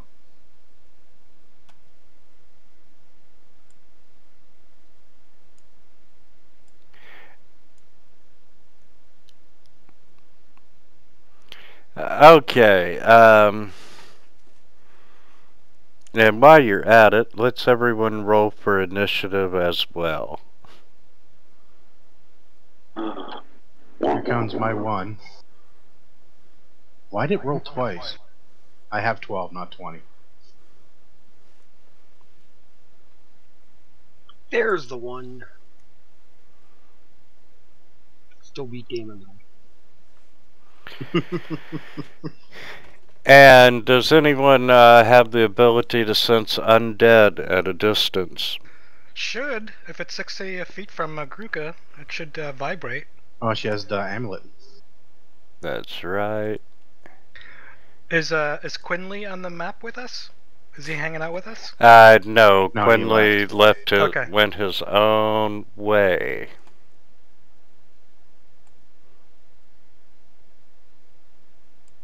I do not have Detect Undead up actively, no.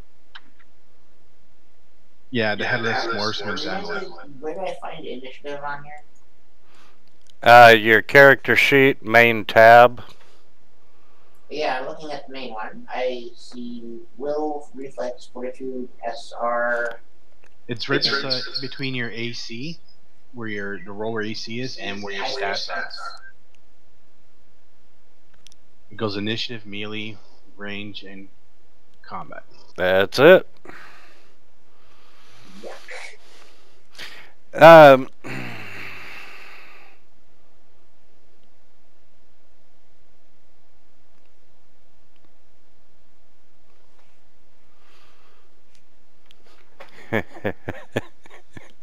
Yeah, when the Headless Horseman died, Darius, there was an amulet, and it was perfectly suited for Gruka's alignment, and it senses undead.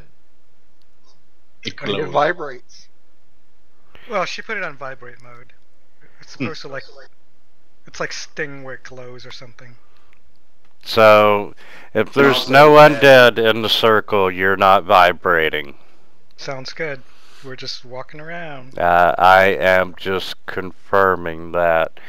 And very faintly, let's see. We'll go Darius. And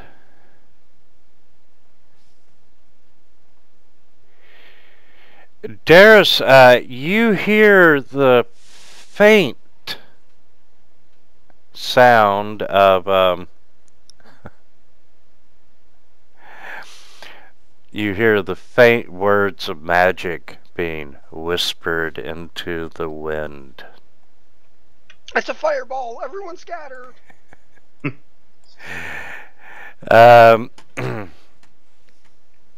And yes, looking down the street to the west, I need everyone to make a reflex save. With a bonus, right? Because I called out the warning. I'm good at those.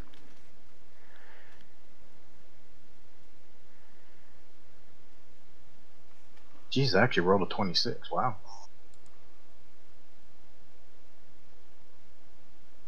Nice. Not me. I'm really good at reflex saves. Okay, yeah, everyone made their reflex save, so everyone takes half damage.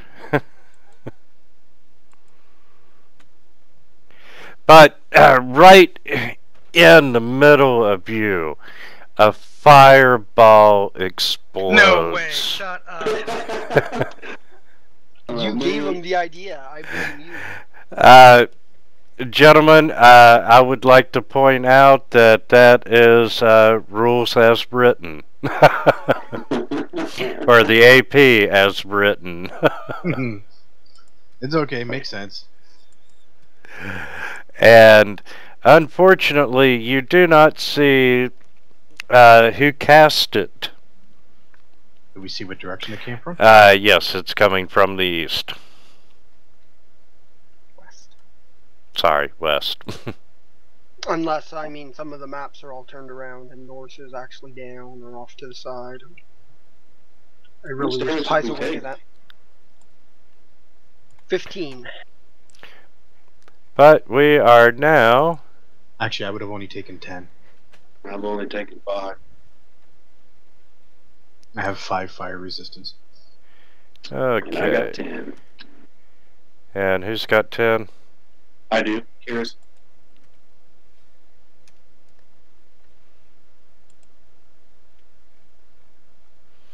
Okay, Gruka, you just got hit by a fireball. Alright, that doesn't sound so good. So she is going to haste everyone?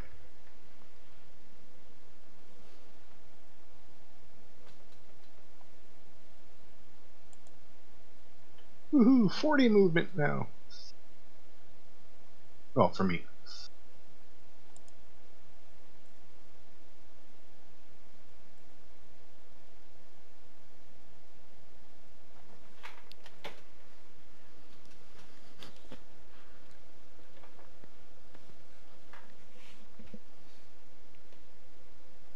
And then move to the west. You're gonna lock us down so I can see how much movement. Yeah, sure can. You should be locked.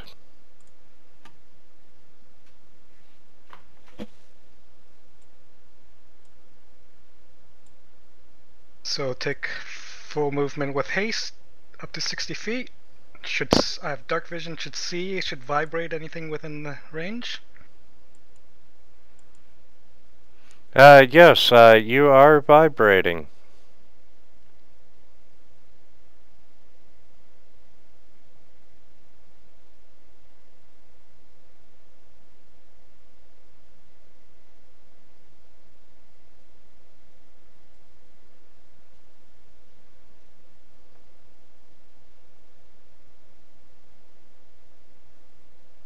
And let's see.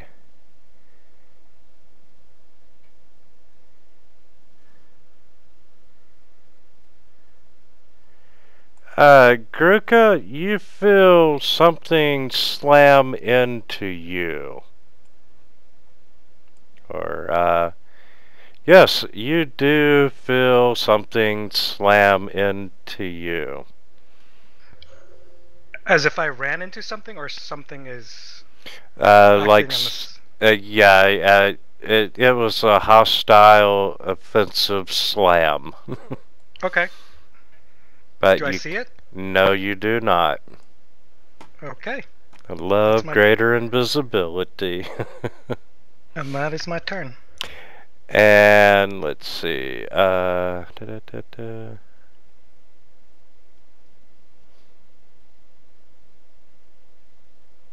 you say that there's something invisible there? Yeah, she says, "Oh shit, something's in front of me. I just ran into it." And, being hit by the vampire, you get drained of energy. like minus level?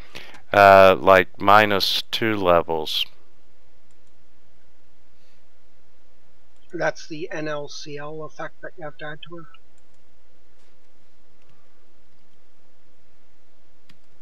I think that's negative class level, yeah. Is there effect set up already? He's putting it on your on the combat tracker right now. Is it LCL or LVL? Yeah, that's why I can't remember. Let me see if I can. Fantasy Grounds 3.5e effects.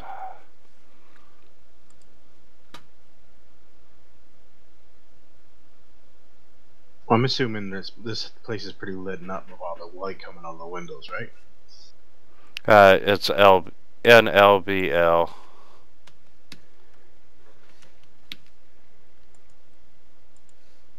That makes sense. Negative bubble. Yep.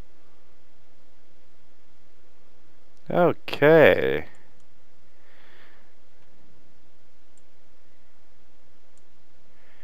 And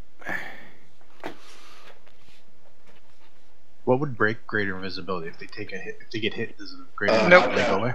I've got invisibility perks. Don't worry, this guy's gonna be visible real quick. No, it stays on.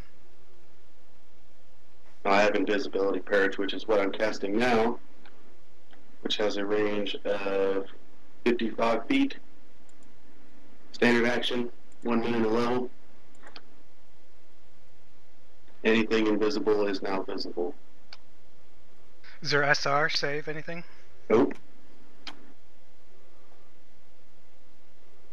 okay. Well, in that case, you are visible and Would that work with the haste spell that Drupa just cast to make it even faster? Purge. That's just the radius. I'm gonna actually move now. What's the radius on that purge? Does it purge that one to the east of Gruka as well? Well, I'm about to move, so they're gonna be visible regardless.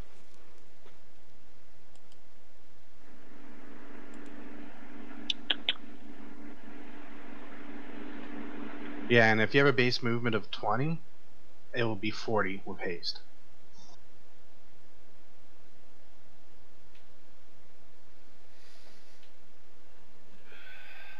I actually have a base speed of 30. Because I have mithril armor. So yes, everything within 55 feet of Kyrus is now visible. And that's my turn.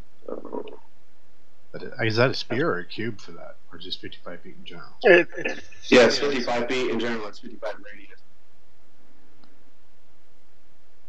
I think your rate, no, that should matter, is only set 50.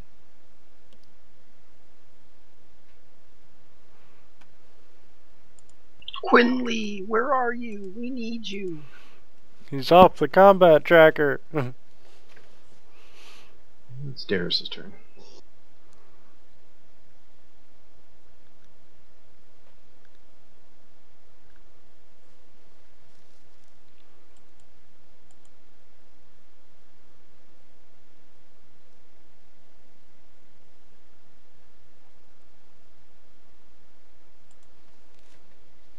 Ooh, and they're undead.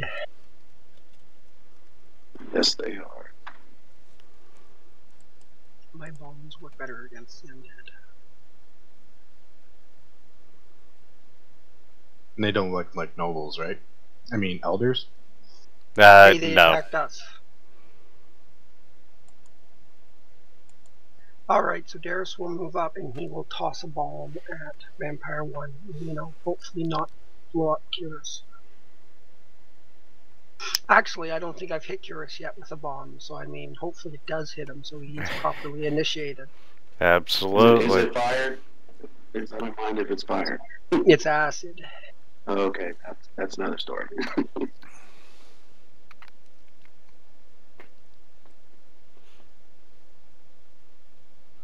Wow.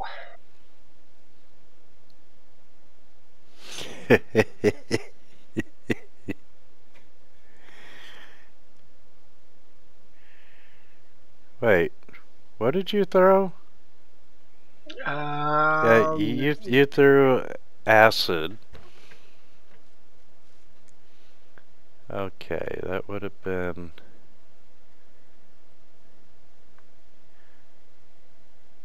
But your bombs are magic.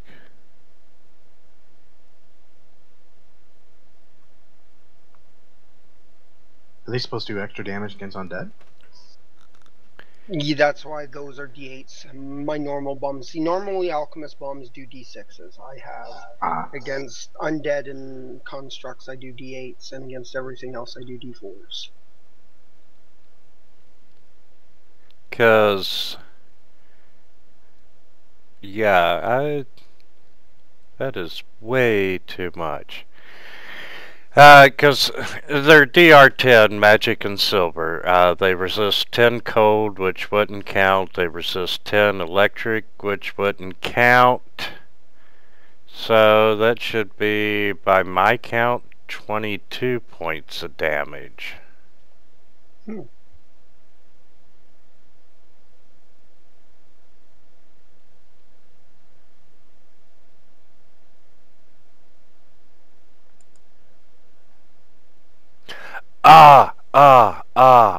Never mind. That's right. False life.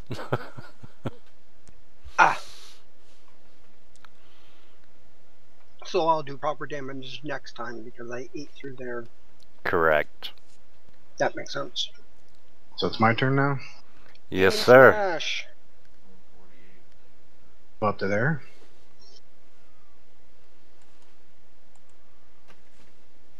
Anna, to remove the movement arrow temporarily, you can just hold down your icon and move it away, and then move back. It'll remove it. Okay, and I'm here. As a swift action, I'm going to activate Smite Evil. So I get one attack this round, which sucks. You can get no attacks. And I swing. You made it count. Oh, wow. Shit. Crap. Very nice. And 1 second, I gotta remove. Well, you can keep on going this. You can I only can get the double the damage on undead and stuff for the first hit. And that ends my turn. Time for Anna to smash.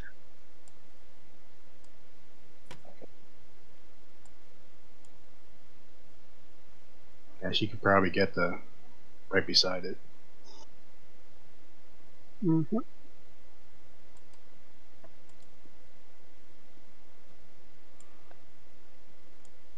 You get one attack at your full base attack, though.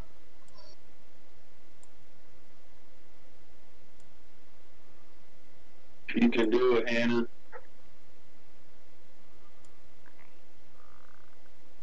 Cut its freaking head off. Okay, I can't remember. Should be on your action tab. Assuming your weapons were set up. Yeah, they're on your. They should be on your action tab, whatever weapon you have. You want to click the one of the single numbers. Well, you'd either have to target the thing first or drop it on them. So you either want to control click on the V, or when you do your attack, you want to drag it from your action tab and drop it on top of the V on the map, and that will make it roll the attack. So you would actually only get one attack this round, so it's your highest BAB. So the first one's. But it does hit, so drag and drop your damage.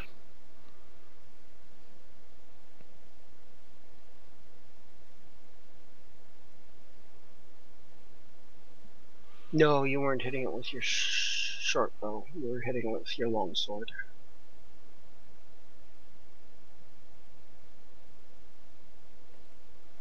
Not to yourself, though.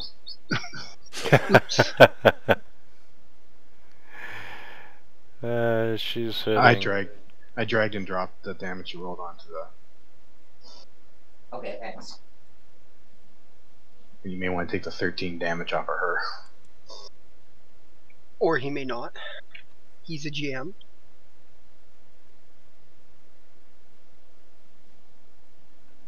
I kept looking for the damage on the vampire. Now I know where the 13 went. Okay, Anna, you get a decent first hit in.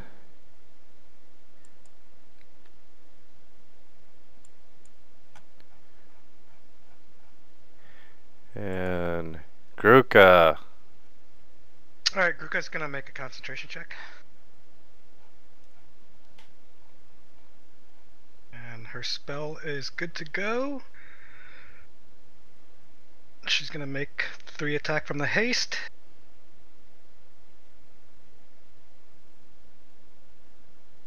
And I forget to target, so I'm gonna drop that attack on.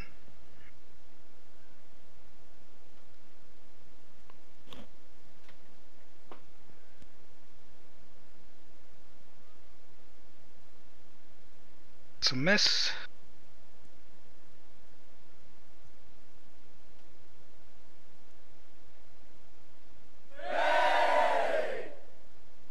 It's a confirmed critical.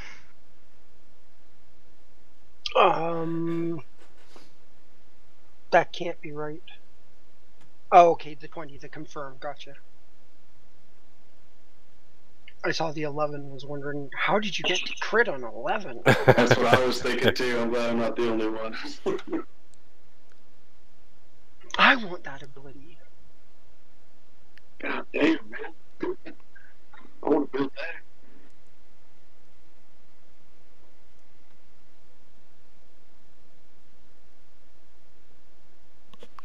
Anything else you want to do, Gruka? Yeah, that was a crit on the physical damage. I am looking for my spell damage. Where is it? Where is it? Okay. It completely resists that. Oh, here it is. Hold on. False, probably false life.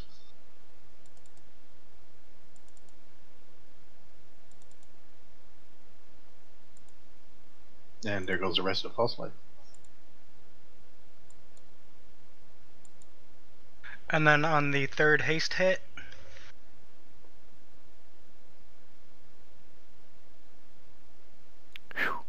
does not confirm.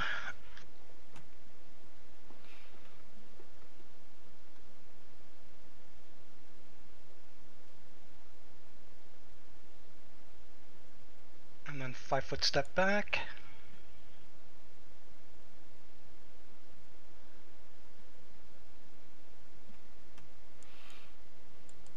Run away, run away. And You know, quick question. The intensified didn't go through as double for some reason. Because you got to make the crit yourself. It's going to be crit. Oh, I see. Alright, I'm going to put in another damage then. yeah, it's fine. Yeah, because the crit went through on the first attack. The second, if you're going to be adding spell damage on top of that, a crit wouldn't add unless you made it a part of the whole thing. Alright, that's that. Expend 1 shocking grasp.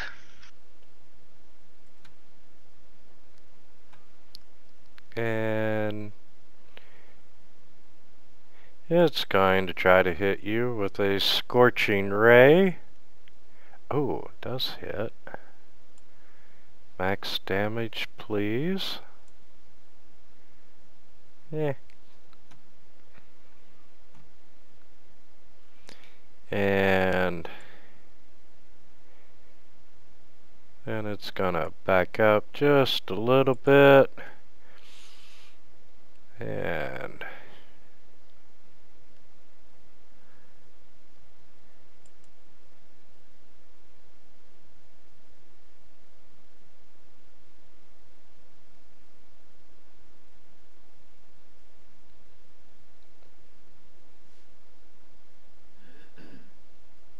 I have a feeling I know who it's going to attack.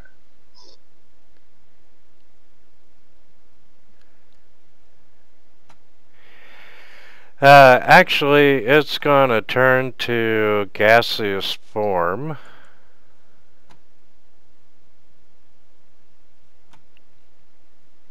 And it's going to move away from you all. So it's in a gas form right now, so I can't attack it, right? Correct. Does that make it incorporeal or just gas? There's one of Ghostly Dirge could force it back in. I think it's just gas. Okay. And you can hear howling coming down two of the three streets that you are at. And you see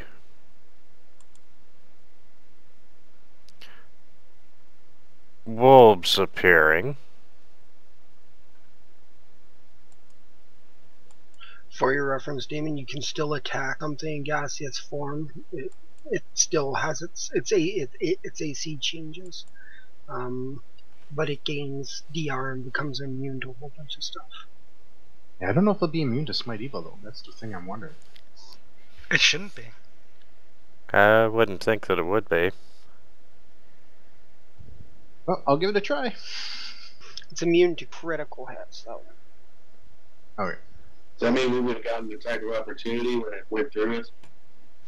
You should. Yes. It depends on how it did it. Well, no, I guess it doesn't really matter. So yeah, if you want to go ahead and take an AoE on number 1, go right ahead. AOO. Fucker. You're killing my vampires, man. Stop hitting it, it's already dead.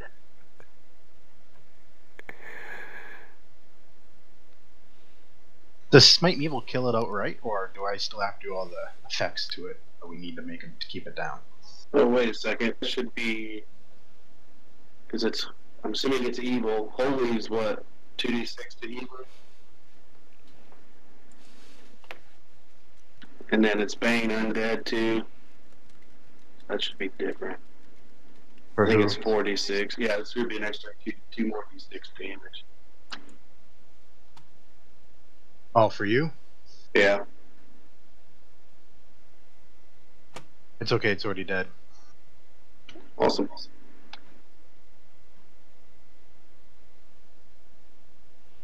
And the extra 2d6 was from...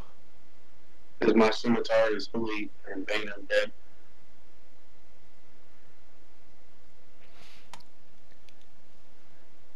And Holy's another 2d6, correct? I believe so. I'm looking that up one second here. Yeah, you'll have to set up the one for Holy too.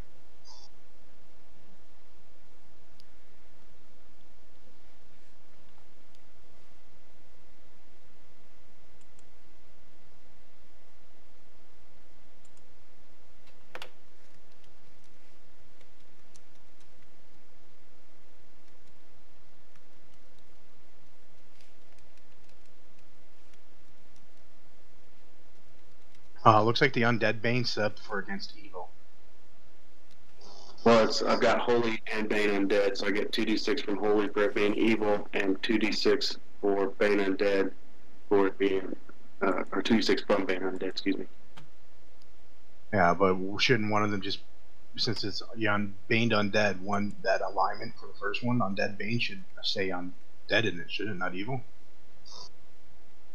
No, the Holy weapon, it's a Holy weapon, the Holy property does 2d6 to any evil, and then the Bane Undead does an additional 2d6 because of the Bane. Yeah, that's what I'm saying.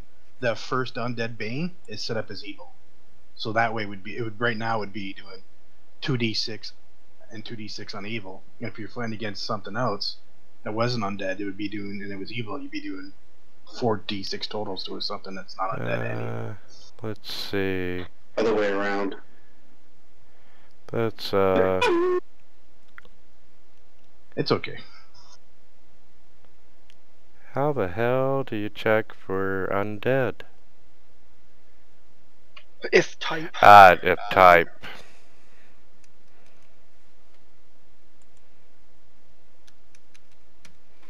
So if type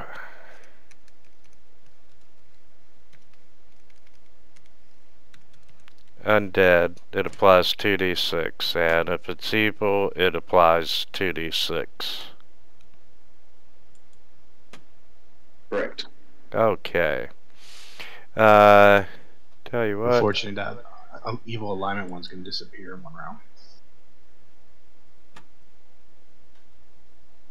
No, it's not. You see the negative level on Gruka. It's just what's showing up because nothing is set there by the GM. Kyrus, go ahead and re-roll your scimitar damage. Alright.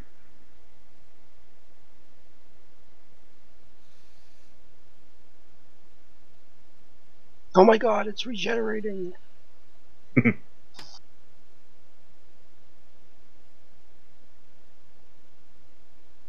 Interesting. Oh, it's because his scimitar doesn't have that effect on it anymore. Oh wait, no.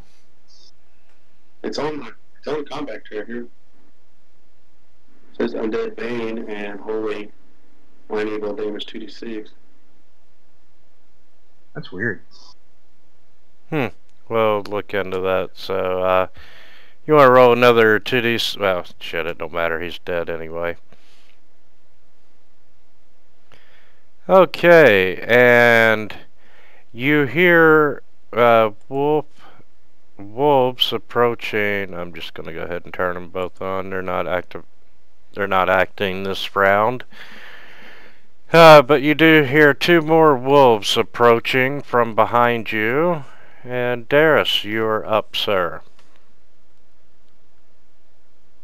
I'm scared and alone and there's wolves chasing me. Be I'll afraid. take a 5-foot step. Wait, did I get scared? Yes, actually you did. That because his was the reaction. Oh, okay. That was his attack of opportunity, not his turn. That's right. Okay, Kyrus, go right ahead, sir. Well, I'm not sure if these are undead wolves or not, but I'm going to channel energy to damage undead. Are they close enough? Isn't your channel only 30 feet? Shit, you're right, it's 30 feet. I don't know why I was thinking 60. I don't know where that came from. Let's see.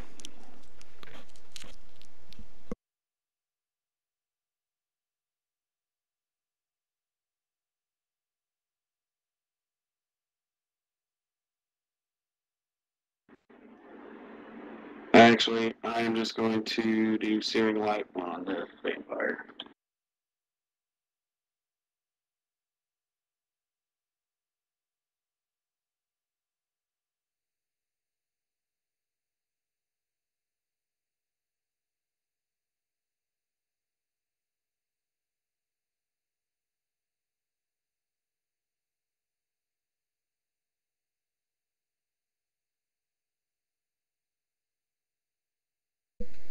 You just thought you were. Alright.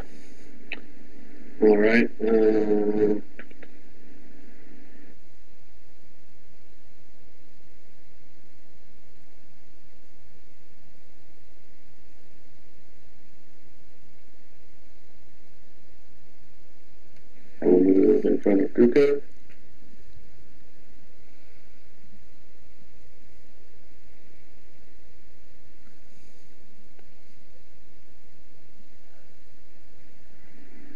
Winter, you want to?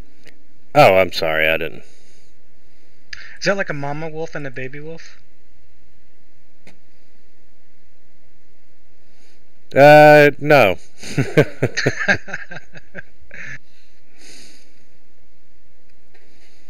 That's the GM with the scroll happy mouse. Because I won't attack the baby wolf. I won't attack a cub. Are you going to do the 5-foot move, Darius? Yeah, he'll still take the 5-foot move. And then he will toss bombs at the wolves at a range penalty.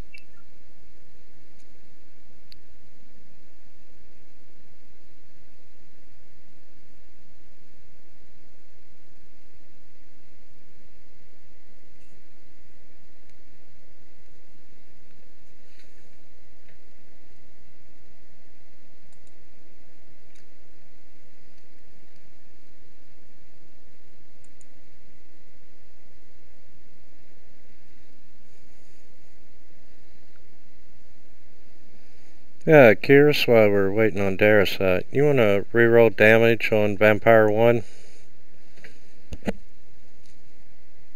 Sorry, I was the wrong button. I assume these are normal wolves, not undead wolves? Yes, they are normal wolves. Alright. Hey, Darius, just reroll your weapon damage again on the Vampire 1.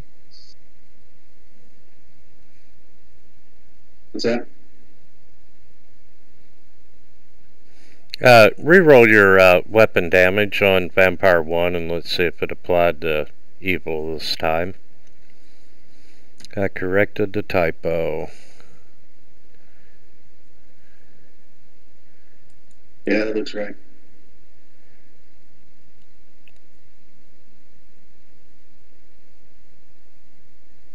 Yeah, I don't know that I want to waste another bomb. These wolves are kind of squishy.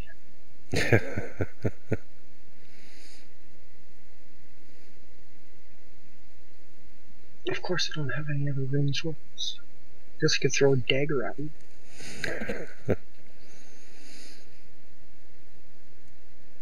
Sure, what the heck. I will throw a dagger at a -6 penalty.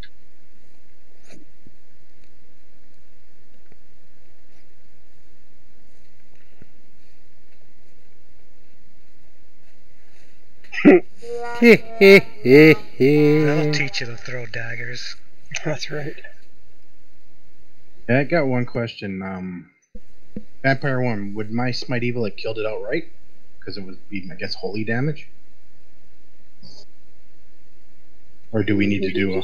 Knowledge religion. Well, we got a whole bunch of information on vampires. This is one that was part of it. But I'll do knowledge religion. And what are we checking on? Well, the one... Because we know that there's certain ways you have to kill vampires from when Quinley told us.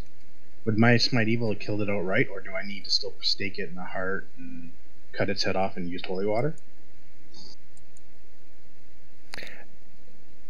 I think unless if it says Smite Evil will kill it, we'll just assume it won't. We'll have to go through the steps. Okay. Let's see.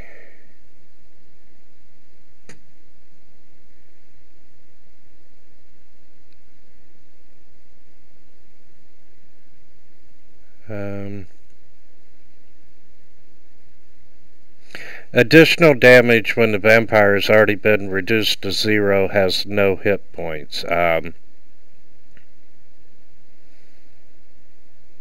Once it has been reduced to 0 hit points, it can turn gaseous and return to its coffin within 2 hours. If it can't reach the coffin, it is destroyed.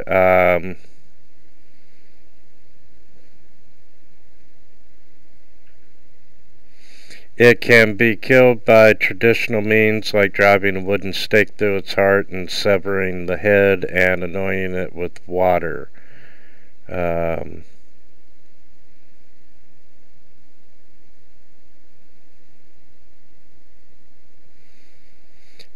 I'll say it's got a few rounds before it'll turn to gas in order for you to stake it. Okay. So I'll worry about that in a bit. I go to you guys. So where do you want me to go next? Vampires or the wolves?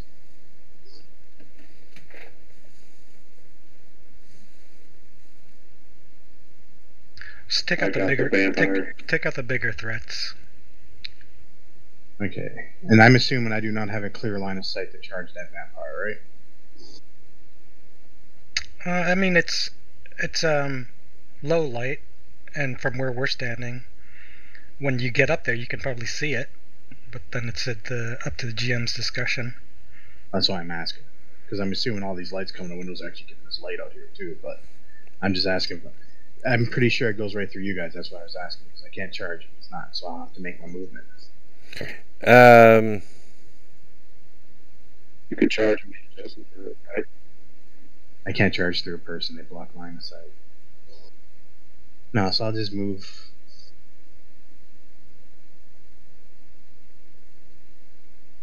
Yeah, but you can be in the north east corner. He can charge there. It's the closest. Yeah, that's what I was thinking. That's what I was saying too. Hell, I don't even need to charge. But yeah. Yeah, you got your haste up. Yeah, I got charge, and this thing's undead, right? Yes. It is. So I'm going to use Charge of the Righteous and charge it to get a +2 to attack and no negative to my armor.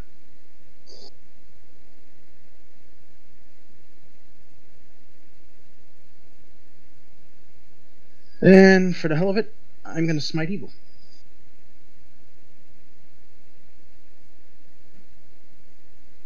Well, I guess I didn't see the negative drain effect, but these things are pissing me off, and after spending an entire couple hours with ones on the ground, I'm itching to kill them. Maybe if you danced with a lady, you'd be in a better mood. That ends my turn. I don't think you killed him. No.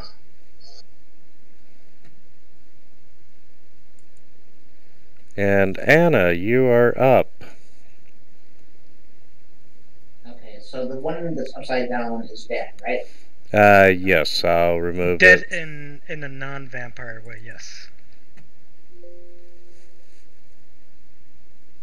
We should go stand over it. When it turns to gas, we'll laugh and point at it until it pretends it's dead again. We're still here. No, what you do is you, what's the in-game when you kill something, you sit over it and you do the butt bounce or whatever? Oh, the teabagging thing?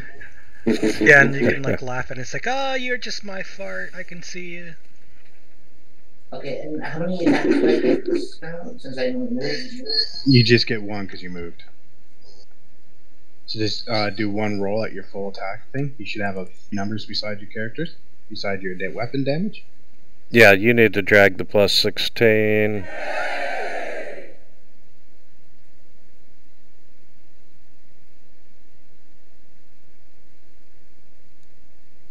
Well, you still hit, you get to roll damage.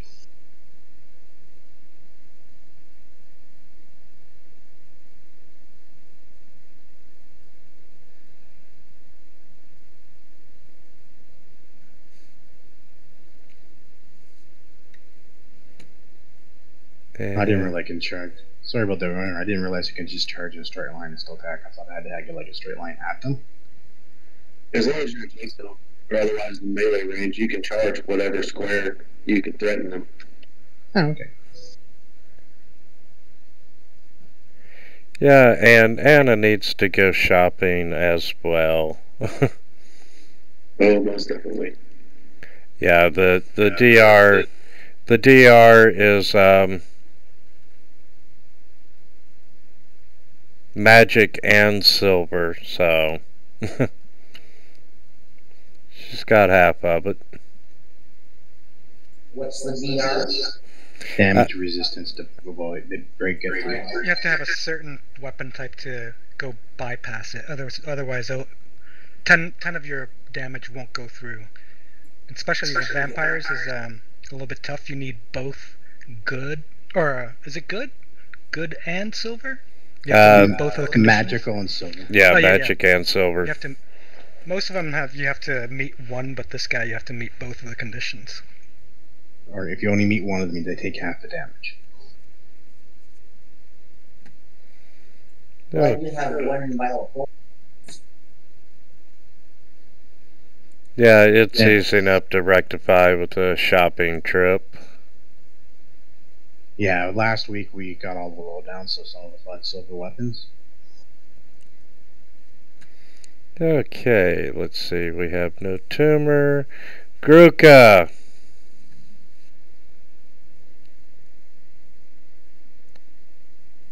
You will not kill my vampire. You will not kill my vampire. Let's see.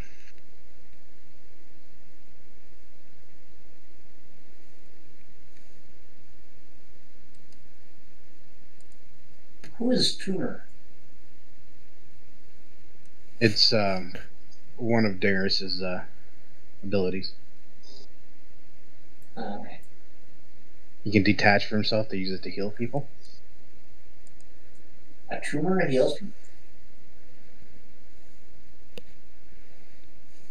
pretty gross, but you'll eventually experience it, I'm sure. We've seen a lot of it in the last book. I took a beating. Alright, Gruka's gonna go there and cast a spell, Burning Hands. You do not want to kill my vampire.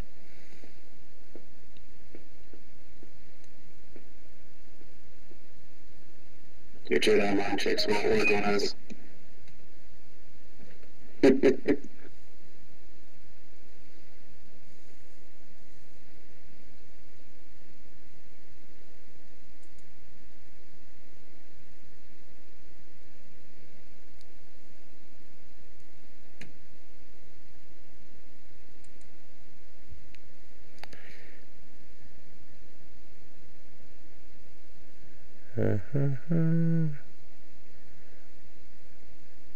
Oh, speaking of Burning Hands, did I get a reflex save from before?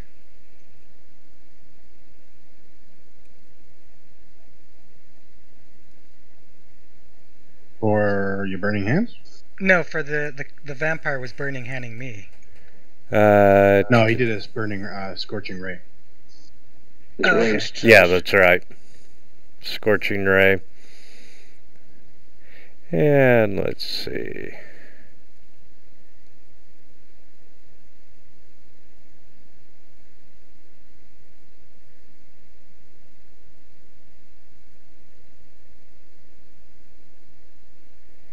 And you know what, Gruka, he's gonna... Ugh, damn.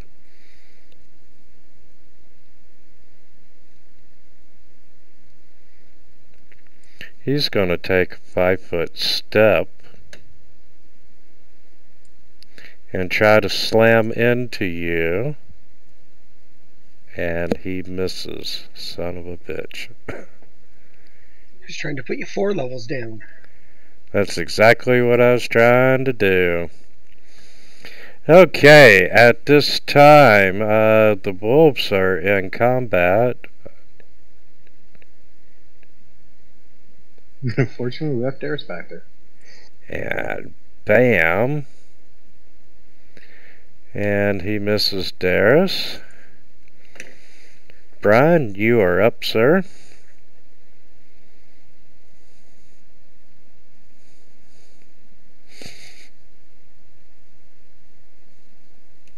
Alright.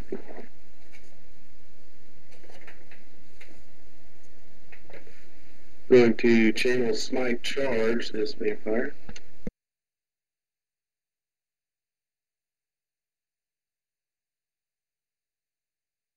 Barely.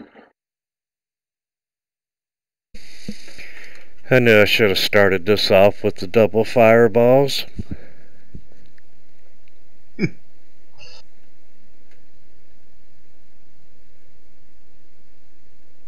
You know, if we're killing your monsters too easily, you could give them extra points like halfway through the fight.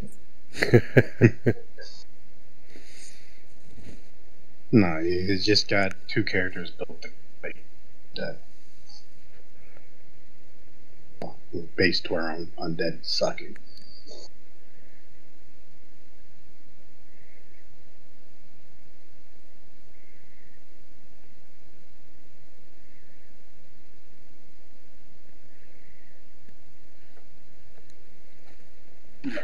My scimitar. And that applied the proper amount of damage. Sure did. Now for the channel.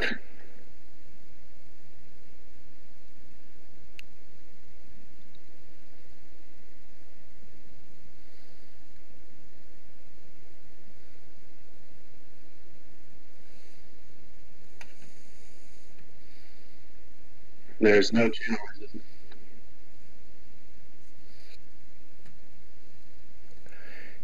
And there's no vampire.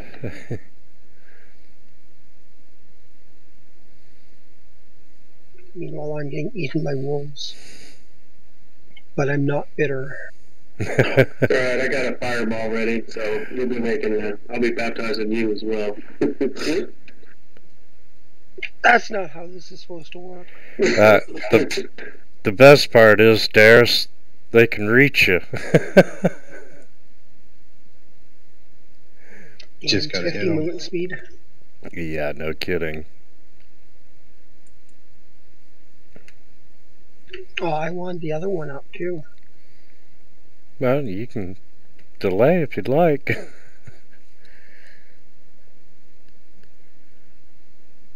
I'll take a 5-foot step back.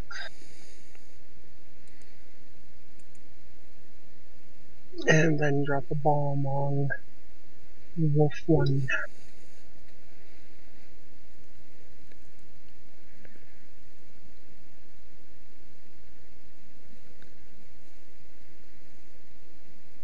With my luck, if I delayed, the guy wouldn't move into the center square and I couldn't just bomb them all.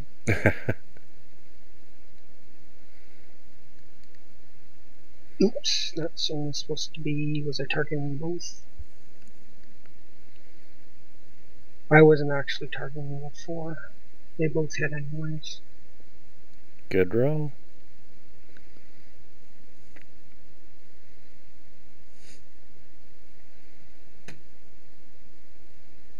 And that's actually my entire attack. I was going to stab at it with my long spear, but I wouldn't have had it out if I was throwing bombs. Okay, I'm just gonna charge right at. We at least 5, usually it's 10 feet per charge. Oh, never mind, sorry. Might be. And I still have my silver greatsword out, so I'm swinging away. Ooh, thank God.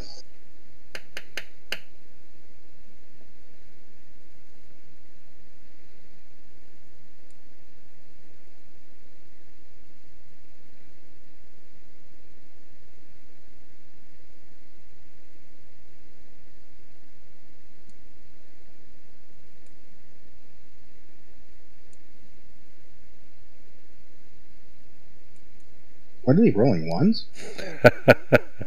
These are low-level animals. They're like summoned, creatures from the... These are like level 3 creatures. Yeah. These might be CR. My bonus, my attack bonus was +2. Oh, okay. Yeah, these are regular wolves. They're probably CR third or half. Actually, they're a full 1. Nice. Dan's turn. Oh, it's mine? Okay.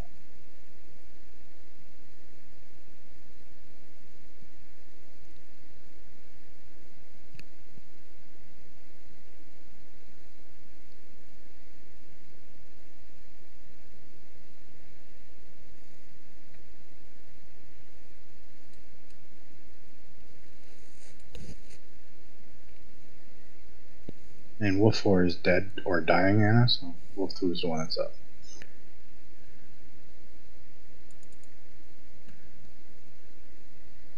I don't see Wolf 2. Is that the runner left? See the W? Adjust your map, maybe? There's a I little... see Wolf 2, and then I see a blue line with a 20. Is that where the other wolf is? No, there's only wolf number 2 on the map now. Yeah, the one 4 was removed.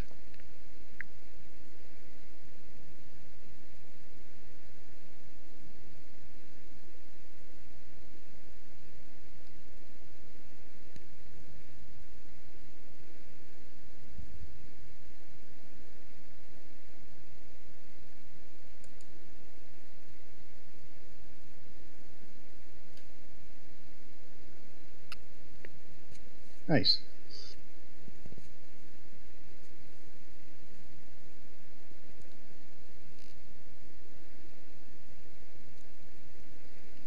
Alright, the wolf is damaged. Aren't we all a little damaged?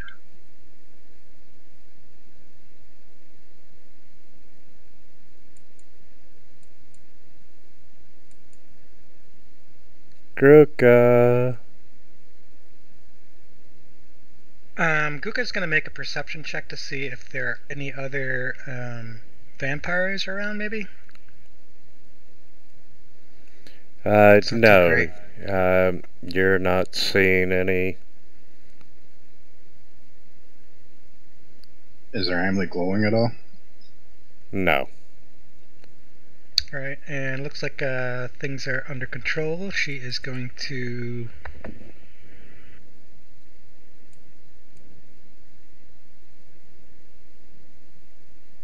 move closer to the group.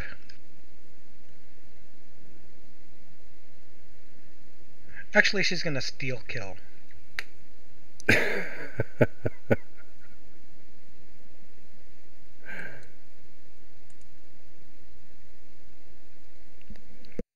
Because everyone's in steal killing hers.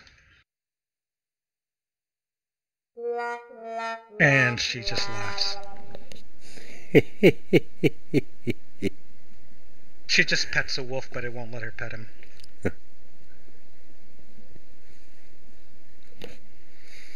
Yeah, you had to swing at it instead of trying to handle animal check. That would have been much funnier.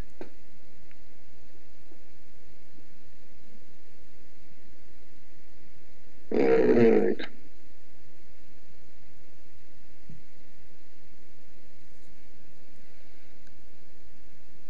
Alright, I'm going to use an ability I probably won't use much at this level. Firebolt.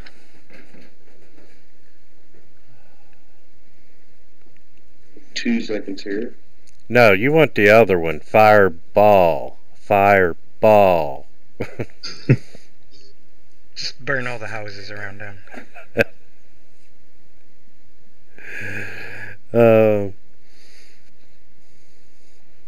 Yeah, my Friday night game, I have a habit of maybe burning stuff if I forget to change my element in close quarters. First, I'm going to move up to there.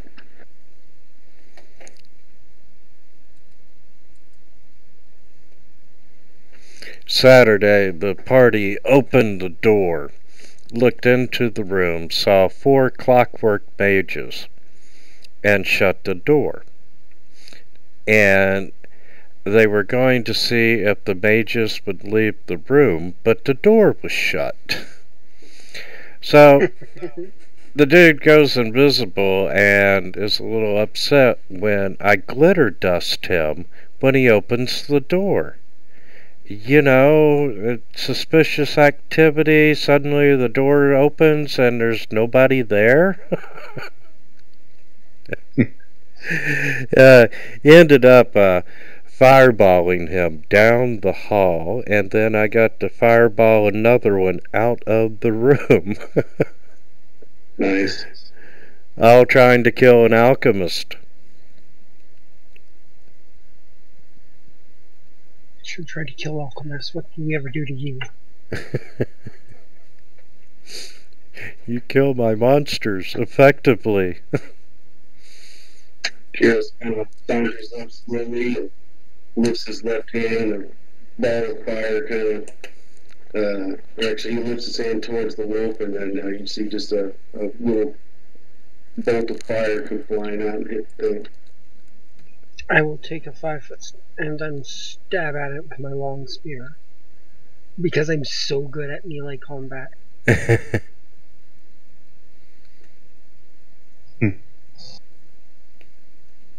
You hit.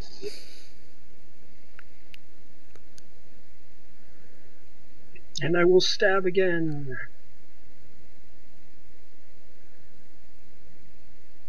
Did you draw it last round? Oh yeah, when I took my 5 foot back. Killed my wolf, Darius. Okay. It was inevitable. We out of combat? You are out of combat.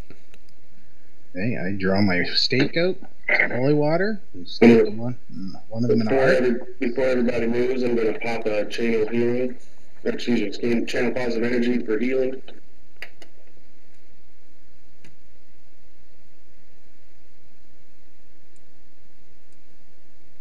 Yeah, while he's doing that, I'm staking the vampire that's right where we are. And anointing it with holy water and cutting off its head. And then I'm going to go do the same thing to the other one. I think people in the upper window should be looking on horror as they see us just brutalizing these corpses. And they turn to dust. And you're leaving them in the center of the alley so they hit the morning sun and... How do I heal them without doing damage? You've got them targeted. You should be having one where it heals instead of does damage. I see 2 damages and an effect that's target all. Is it the effect? Which spell are you casting? Channel energy. That's not a spell, it's ability. My healing ability for healing living creatures. And how much does that heal for? Should be the same thing as the 66. And let's add a spell action. Let's add a heal. And It would just be a straight heal. If you want, I can do it because I have channel energy and it's 66 for me. yeah, I still have 4 left, so I'm good. We can save yours for if we need it in combat. okay. You should have a heal button now.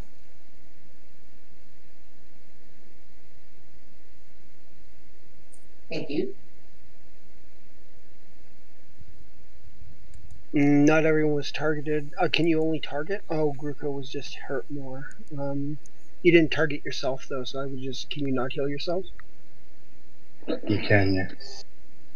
So I would just drag that 19 onto your cone on the map, and that will heal you too. Got it.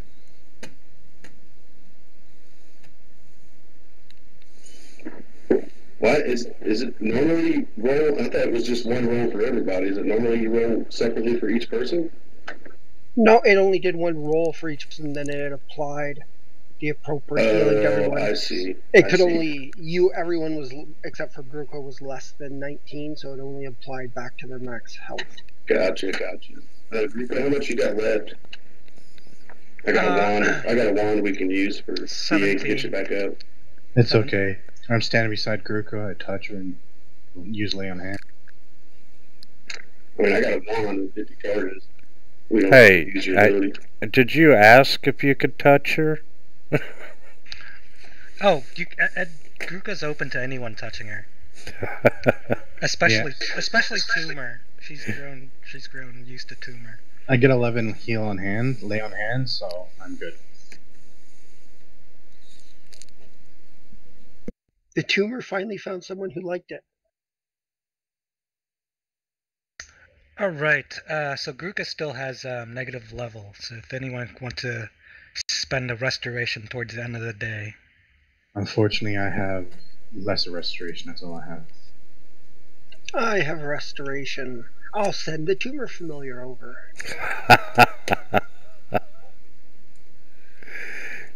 It makes a weird action on the leg.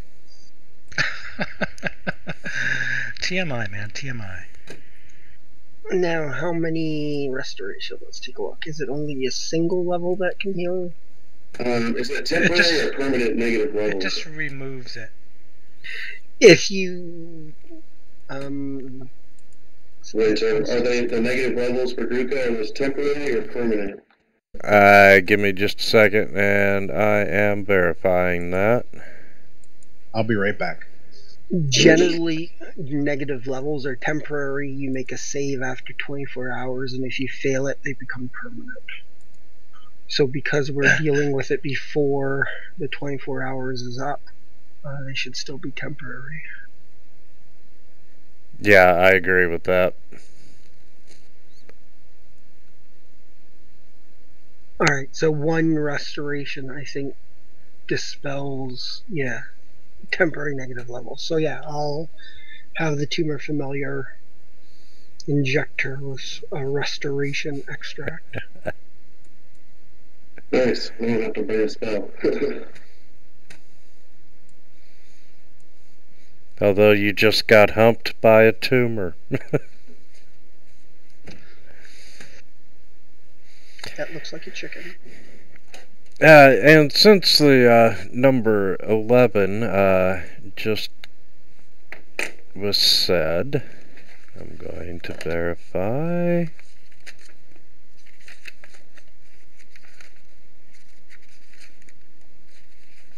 Oh, I feel much better. Thank you, everybody. I'm back. You know, I was thinking, like, I wasn't being very defensive. The next time we run into these things, we should, like, quaff protection from evil before they dominate us. Well, they didn't, we weren't really actively hunting anything either. Like, none of us had our buff spells up either. I would really hate to see the paladin get dominated. What, charmed?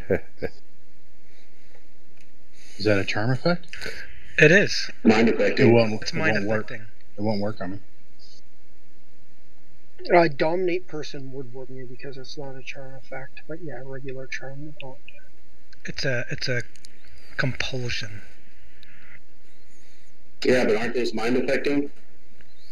Charms are also mind affecting, but mind affecting, if you're immune to charms, you're not necessarily immune to mind affecting spells. Yeah, mind affecting is mind more. affecting. Mind affecting is more like the big umbrella. It would have to be a really powerful thing to overcome, like, mind affecting. Yeah, it says you're immune to charm spells and spell-like abilities. Each ally within 10 feet of me gets a +4 to morale bonus on saving throw against charm effects. Yeah, there's a bunch of different things that fall under mind affecting, but charm is a subcategory. Oh, but it does. I thought it said mind affecting specifically. It just says charm. Now that we've healed up and dispatched the vampires, we should continue on. Well, I guess, are we still going to look for a furniture store if it's this late at night? Yeah, we should also cut their heads and bring them back and have them identified if any of the vampires recognize these fools. We could capture one, let it and follow it back to where it's too late. All this is too late. Yeah, they've been staked. The reason I want to take the head is to see if I can identify them. Yep, they are gone. So, do you want to rest for the night at the inn? Yeah, because I don't think anything's open for us to find the wooden leg, is it? Yeah, the wooden leg. Unless you're at a tavern or casino, the majority of the places will be closed. Well, we might find a wooden leg at a tavern near the pier or something. But this is an upscale one. We're probably not looking for. Oh, not that one. Okay, all right. I'm also not keeping the head in my room, so when the sheriff breaks in and wonders why you have a head in your room, that won't be me. Let alone. Put it in a box. Send it to Brad Pitt. Do you want to carry the vampire head back to the lair of the vampires? Well, we're still investigating these wooden legs, right? Yes. We can't. I don't think anything will be open to investigate. Would that be true, GM? Yeah. Other than bars and maybe the occasional restaurant, pretty much everything business-wise is shut down already. Okay, let's get back to the. They're not like the heads aren't like dripping blood or anything, right? They're not like what? Dripping blood or anything. The heads. You know, you can wrap them up to where you can transport them safely enough. Okay, I'll wrap them up and stick them in my handy haversack. Okay, and y'all make it back to the inn, have dinner, drinks, and retire for the evening. You get an overnight rest, and you wake up the next morning and you feel great. You feel stronger, at least by one level. So, Anna, this doesn't apply to you, but everyone else gets to go up to level 12. Woo, woo, woo, woo. Okay. Your pre-gen started out at level 12, that's why, Anna. Yeah, that's cool. Okay, so this is going to take a while. And guys, while you do that, BRB. Alright. Alright. I don't even think I planned this far ahead yet. Okay, right.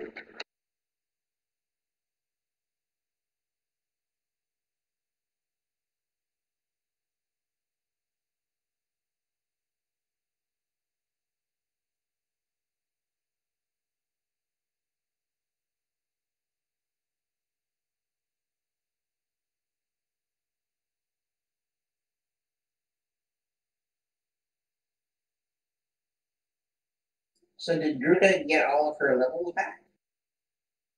Yeah. Yeah, the negative level basically just, for the most part, makes -1 to a lot of things. And there's a spell called Restoration that just restores her. Yeah, I was wondering because you said something about a minor restoration and not a full one and whatnot. If we hadn't been able to do it right then, after 24 hours she has to make a save, and if she fails a save, they become permanent negative levels, and at that point, it becomes harder to remove them. Yeah, you need more powerful spells.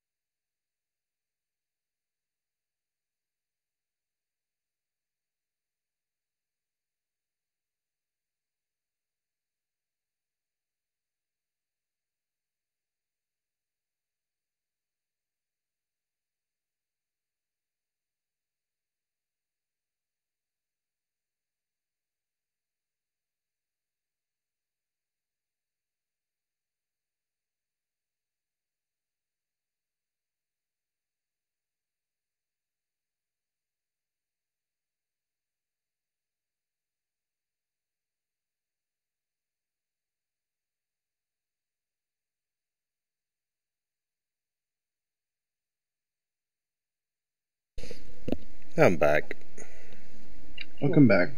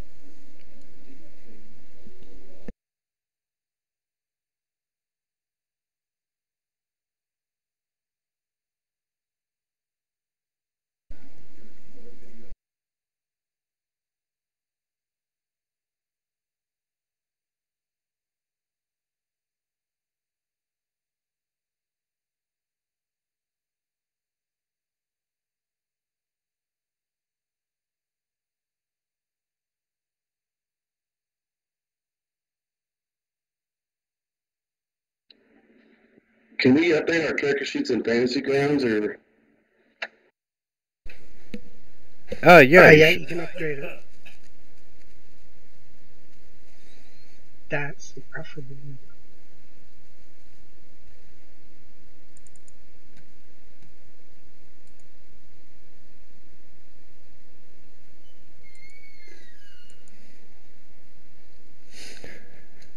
Dog freaked me the fuck out, Ray. she freaked me the fuck out earlier today.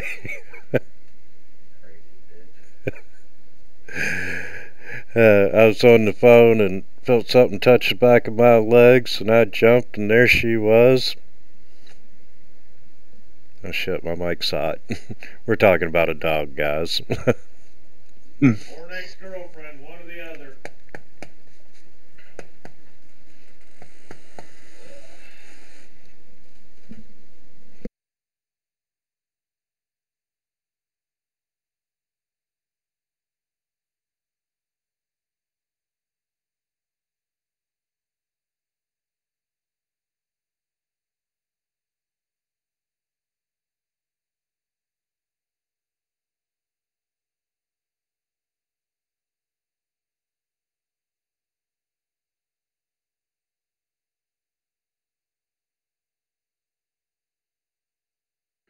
How do we change our level?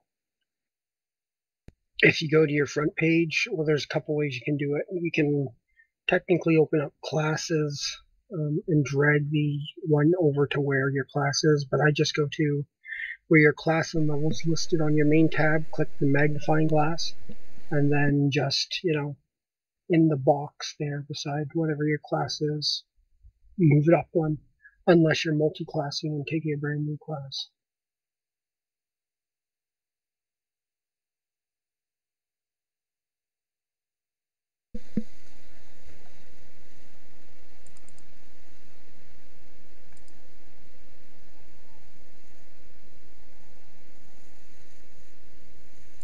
I was expecting a text box, not just to click and be able to type. Kind of threw me off.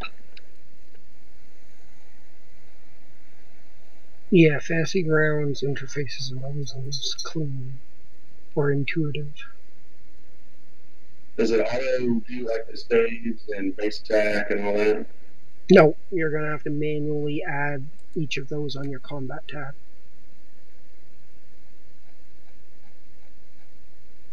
Yeah, it depends on the modules. If you have the official, you can, but good luck not crashing.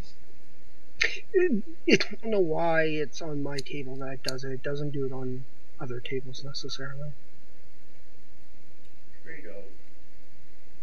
Yeah, you're not the first person I've heard that from. Yeah, it doesn't happen to everyone. Like, I've used them on other tables with no problems, but people seem to have problems on mine. It seems more with just the Kingmaker in general. I think it's the size of, all the different maps and stuff that we've used has loaded the size of the file, and that's probably causing some problems.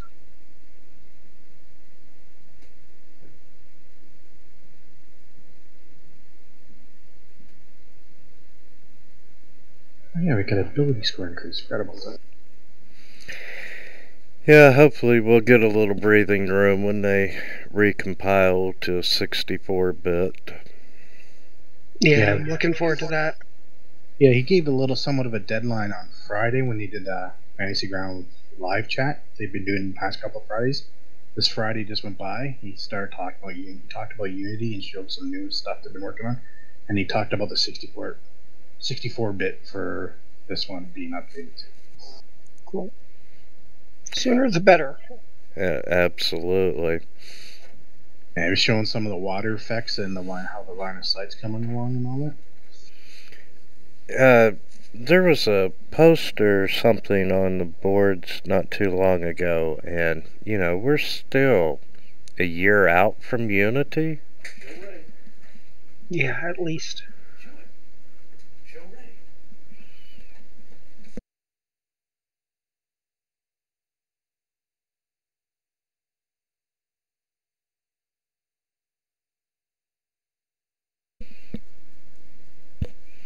It had better be worth the update, worth the wait.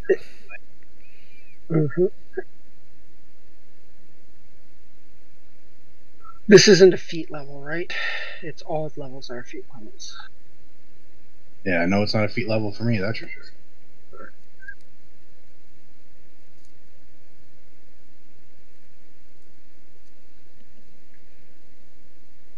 Nope, just ability.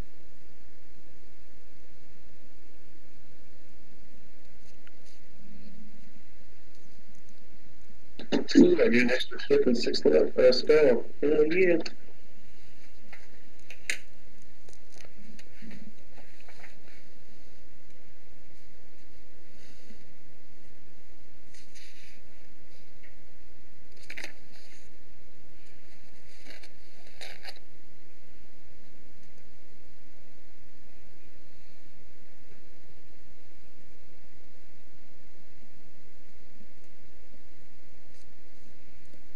Anybody's got some extra gold, I could use some rather expensive ingredients for spells that might be useful.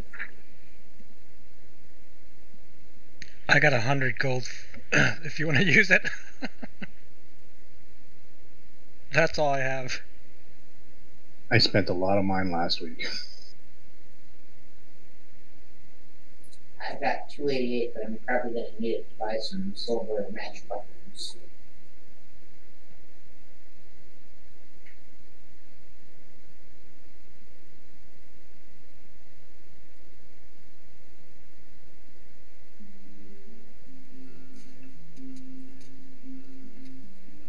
It's surprising that a 12th level character only has 288 gold. You spent all your gold on your magic items. I guess so. Shit, what's the hit points for a D8 that we get fine? Yeah. And it's 6 for D10s, right? Mm-hmm. And 7 for D12.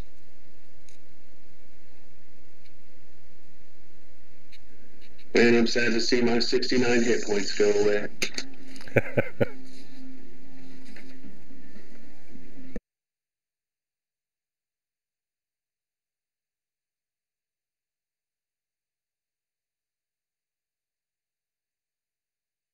I could start bottling oozes to throw at people.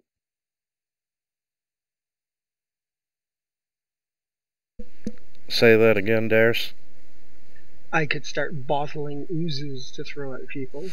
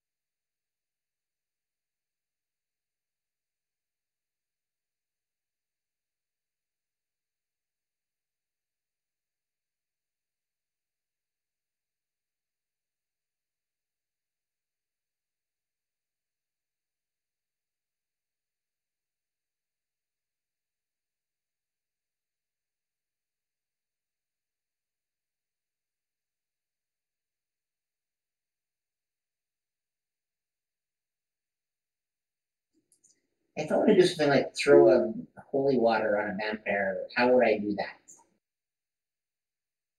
You can code it in your action tab. I have it on my character. So it is,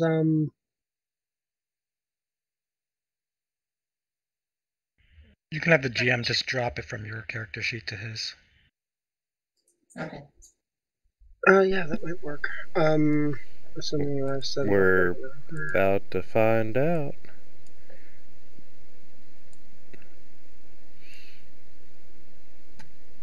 Yeah, it should work. I haven't done any custom stuff to it.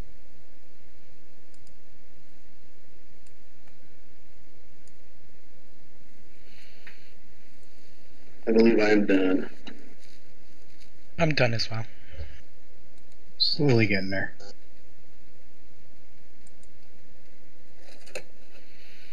And no, it didn't drag and drop.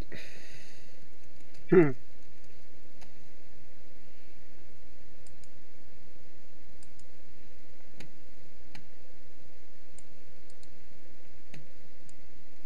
Of course it didn't. Why make things easy?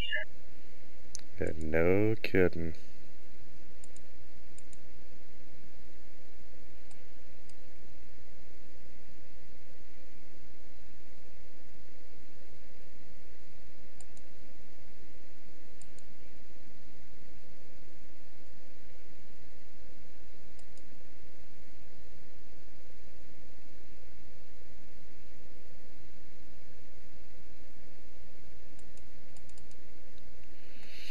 Okay, Anna, underneath your Actions tab, you should have, see a holy water now.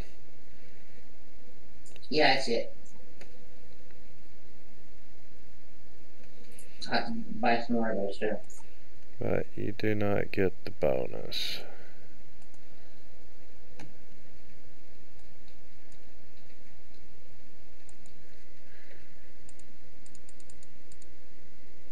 You mean that plus 17?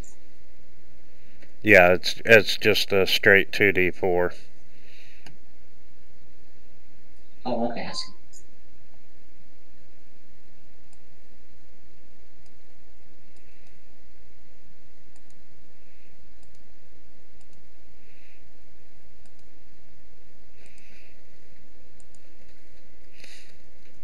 And guys, when you're done, if you just check the box. Are we supposed to be buying more items or what? Let's see, we need to make you silver. Yes, we do.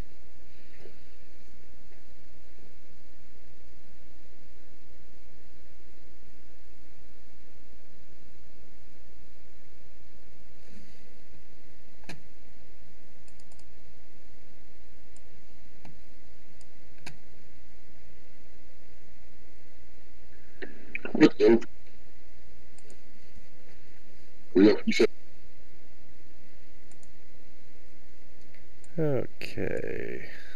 Slashing magic.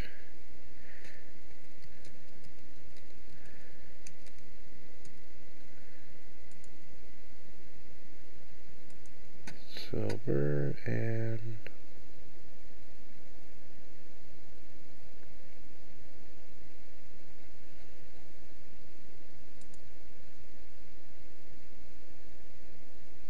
Is it even worth me preparing restoration spells, guys? Yeah, if we're gonna go up against these guys, we should have at least one. I mean, I've got some scrolls too, but I mean, I don't mind preparing them. I just, if I don't need them, I want to use those for other spells. Yeah, definitely use the scroll instead of your infusions.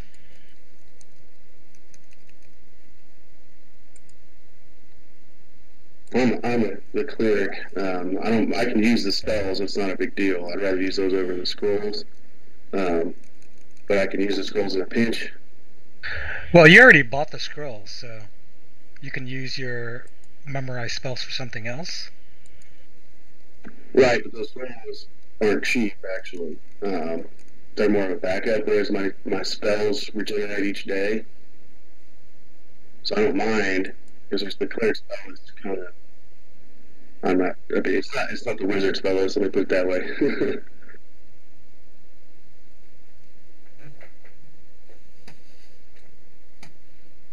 At this point, it's almost pointless to do some buffing, so.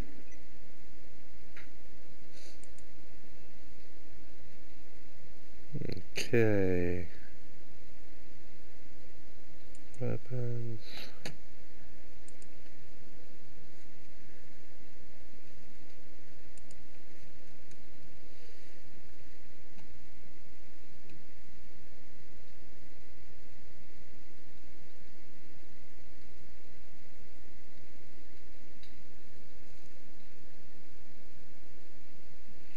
Okay, where the hell do you find silver arrows? I think you gotta make them alchemic silver. Well, you can. I think you buy arrows and you apply silver sheen on them or something. Well, there's the silver. Isn't there silver special material in the core book? Yeah, silver sheen. It's like no, you could actually have silver arrows, but substantially more expensive than just applying silver sheen to them. There's an alchemical thing that allows you to add silver to it. Oh, Christ! I used to have it listed. I have it listed somewhere. Play Ranger. Yeah, you got alchemical silver and silver sheen. Okay, alchemical silver allows you to apply silver to a weapon. Silver sheen is made out of alchemical silver.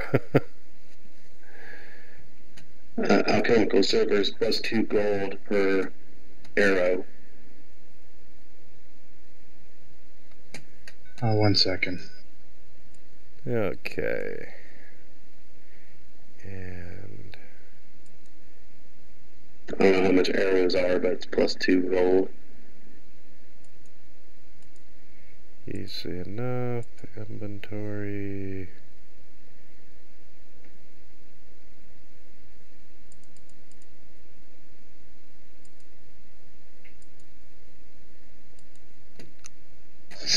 Silver weapon blanch.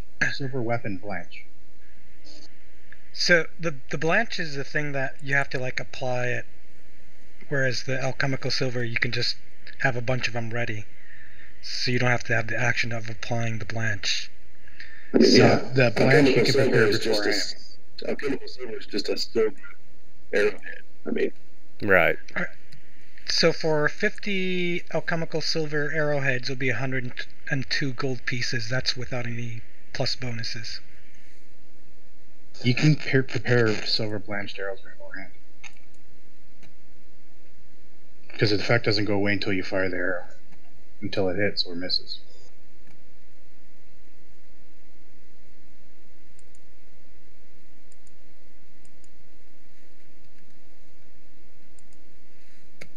Well, the modifier for them adds to, like, I guess a brick or whatever of the ammunition type, right? So if he buys 20 arrows at 1 gold, he adds plus 3 to the price. For 3 gold, he can have 20 silver arrows. Am I right with that? Yeah, that's the way that I'm seeing it.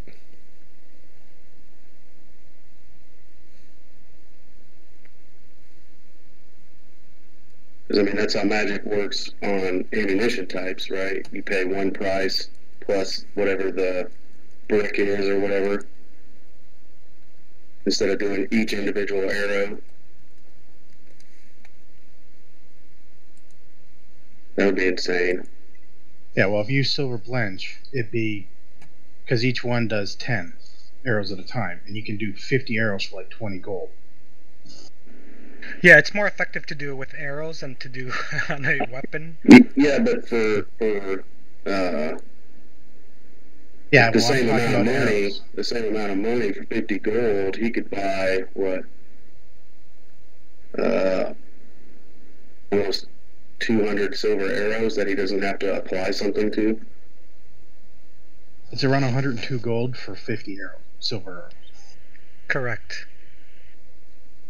Well, like I said, when you apply that to ammunition, is it 1 per arrow, or is it just no? like You the can brick? if you get the weapon blanch silver, you can apply it to 10 pieces of ammunition. Right, So for but the five alchemical gold silver pieces, special material, right? That applies to a brick of arrows, not just a single arrow, right? right? For 50 arrows, alchemical. 50 alchemical. Well, 20 arrows is 1 gold. If you want 20 alchemical silver arrows, you only add +2 to the price for ammunition. So that's only 3 gold for 20 silver arrows. No, I don't think that's... Okay, hold on a second. That's not how it's priced. Yeah, the alchemical silver is 2 per arrow. So you have to play the 1 gold for whatever the 20 arrows. Right, it costs you 3 gold per arrow. 30 gold per arrow? 3. Well, no, so it doesn't cost you 3 gold per arrow because you can get 20 arrows for 1 gold. So the 1 is separate. Then it's 2 times 20 is 40. It's 41 gold for 20 silver arrows, alchemical silver arrows. Okay, yeah, that was my question, because the description of the silver doesn't say anything about ammunition, whereas some of the other ones do.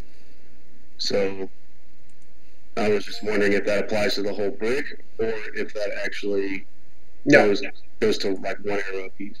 Yeah, because they don't list a special piece for the ammunition. It would be that they... it's the same rules for everything.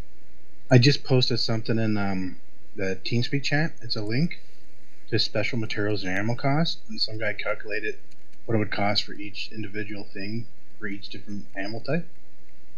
You just have to go to show, and it will show you what it is for copper iron, cold iron, and silver arrows, adamantine arrows. And it shows you the cost effect for each one to use for each one.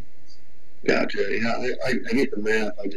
I could never figure out if it was for 1 brick or just each individual. So that makes much more sense. Oh, that's pretty cool.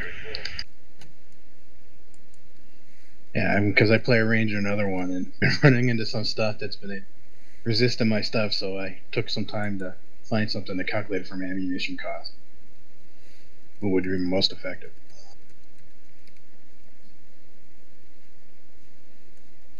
And Anna, I just sent you a whisper in the chat window. Right, I see that. Okay. Okay, so who's not done? Sorry, 1 second. I'm done. I'm done. Me too. All I was doing was picking spells because I got new ones. Gruka's done. Okay, I see the...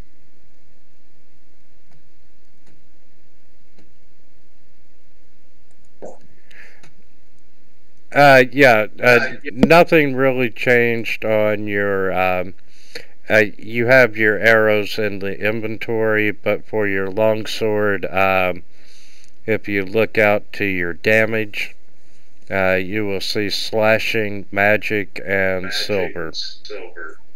Okay, yeah, I see that. Thanks. So I'm reading the silver sheen here. It makes no sense what this says. Well, it makes a lot... It makes sense as I read it, but it doesn't make sense. Okay, so if you have an adamantine weapon, right? So if you apply alchemical silver sheen on this weapon, it replaces the property of any other special material it might have. That doesn't make any sense. Suddenly my adamantine is like no longer effective? Yeah, I don't think you can have two different materials. It doesn't make any sense. It does from their bar, because you've covered up your adamantine with silver, so when you hit something, the adamantine can't, isn't the effective, it's the silver that's doing it. After you've used it, after you've swung it the one time, the silver's wiped away and it becomes an adamantine weapon. No, I guess to me in my head, adamantine is just like a dense metal that property doesn't go away. It's suppressed because it's hidden. Part of it is the keenness of the blade, because it's adamantine and it's the strongest metal in Pathfinder, it just cuts right through it without messing with any hardness. But if you cover that edge up with a silver sheen on it, then it's not the adamantine edge is not cutting through the. It's the so silver. Basically, yeah, I can understand that. So basically, like the adamantine weapon can like break through a bunch of other metals, and suddenly you apply silver on it. It no longer like you can't break like say a bar of metal or something. It just doesn't seem to make sense to me. Well, for alchemical silver, it's saying, it can't be applied to non-metal items, and it does not work on rare metals such as adamantine, cold iron, and mithril.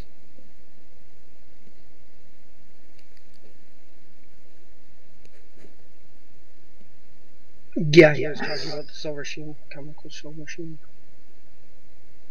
I don't know that the silver sheen says anywhere that you apply to, or the silver weapon blanch. I don't know that says anywhere that it can't be applied to other rare metals. They just replace the qualities for as long as effective. Yeah. I imagine the rule is just so it doesn't become overpowering for a weapon to have like 2 properties or something. Yeah, I'm already here. Okay. Well, it's the next morning, and there were no murders through the night. Does the sheriff show up in for heads? No, you managed to escape this one without getting the notice of the sheriff. So are we going back to the vampires to drop off the heads? Or are we going to look for the furniture store first? We should do the furniture store. We need to do that before nightfall so we can like go do this thing with the chick. And the other thing, do the undead heads start to stink?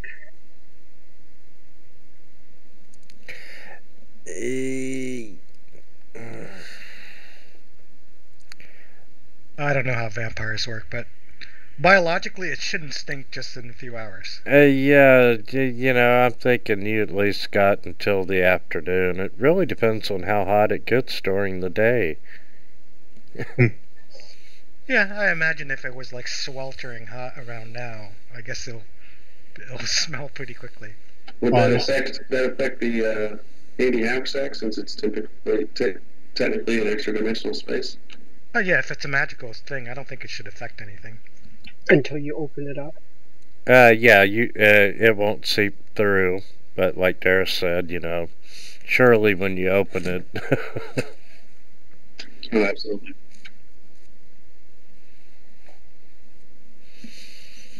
Okay, furniture shopping, huh? Yay. There's no we forgot to do the vampires, searching for anything of interest. I think it's a little late. No, I know. I'm just saying that's what we forgot to do. You didn't miss anything.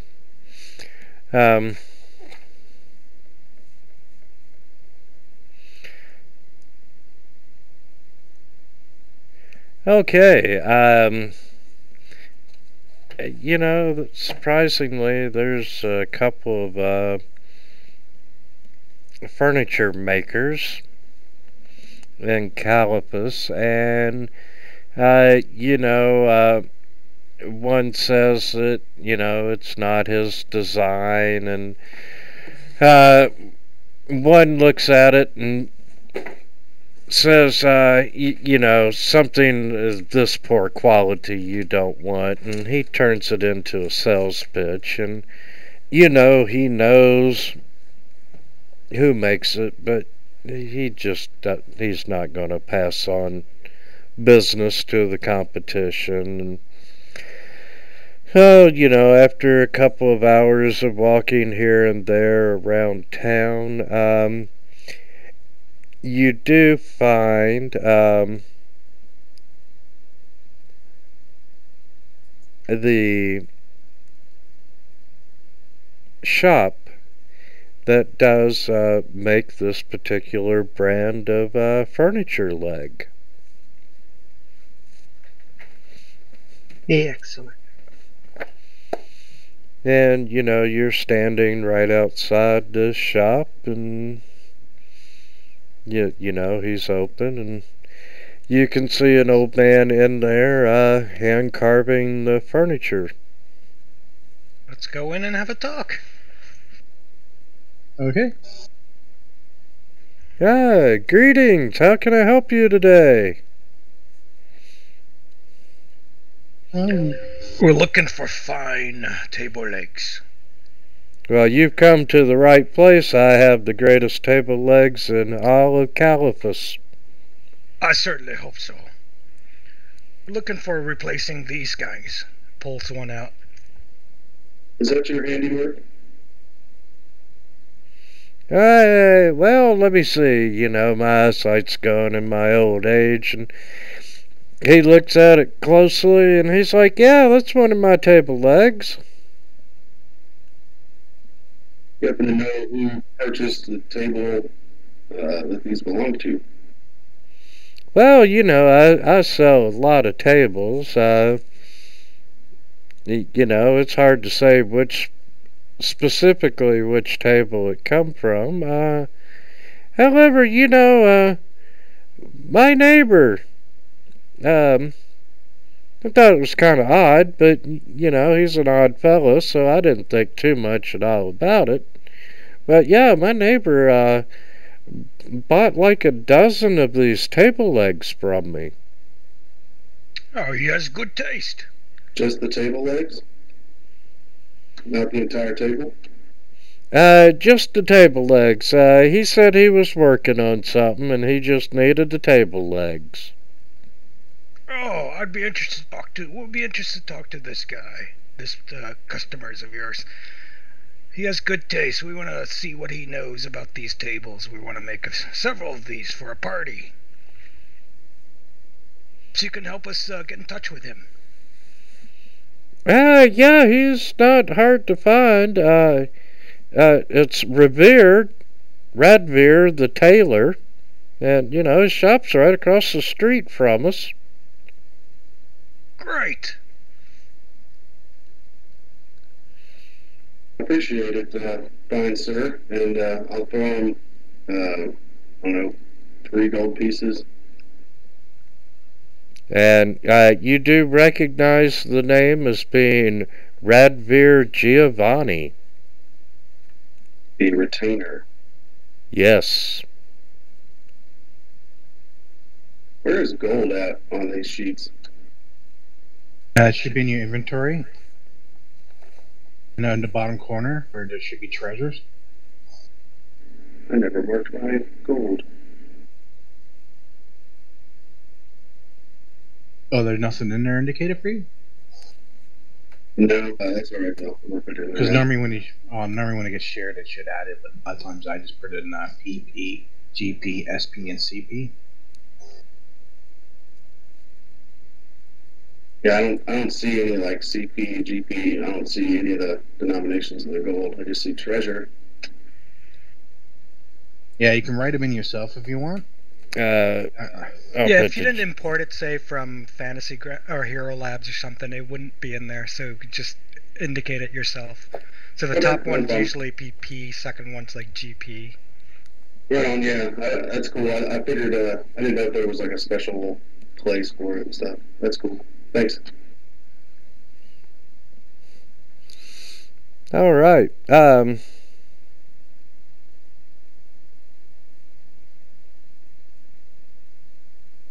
But yeah, he identifies Giovanni as the gentleman that bought the furniture legs, and, his shop's right across the street.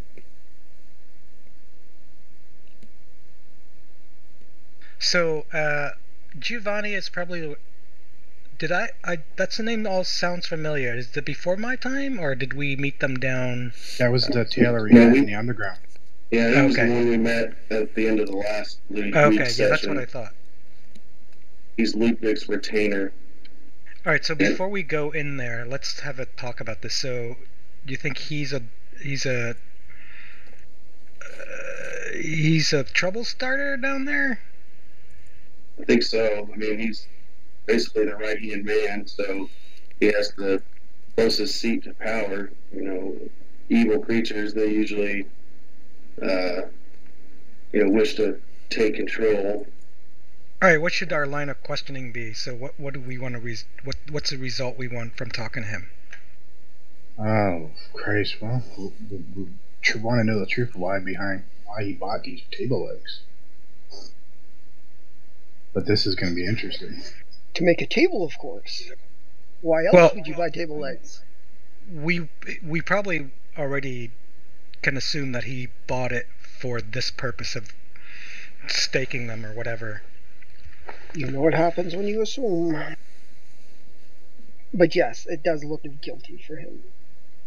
Well, it happened. He's pushing real hard towards the blame towards what was his name? Ramoska, the alchemist. Yeah. The Nosferatu. Right, and then so we need to find out his motives. Why is he doing this? It's plainly not the alchemist. We never do anything wrong. And like, is he operating on his own, or is he's got someone else above him? Was he a vampire, Winter? Yeah. Yeah, he's a vampire. Did we find out if he's one of the elder or the upper management people? Well, if he was a retainer, I don't know if he would. Okay. I don't think elders would be a retainer. Makes sense. Yeah, I agree. Oh, Christ, I forgot my power attack went up to low. Christ, what the hell is it now? Level 12. Okay, so go to the tailor shop.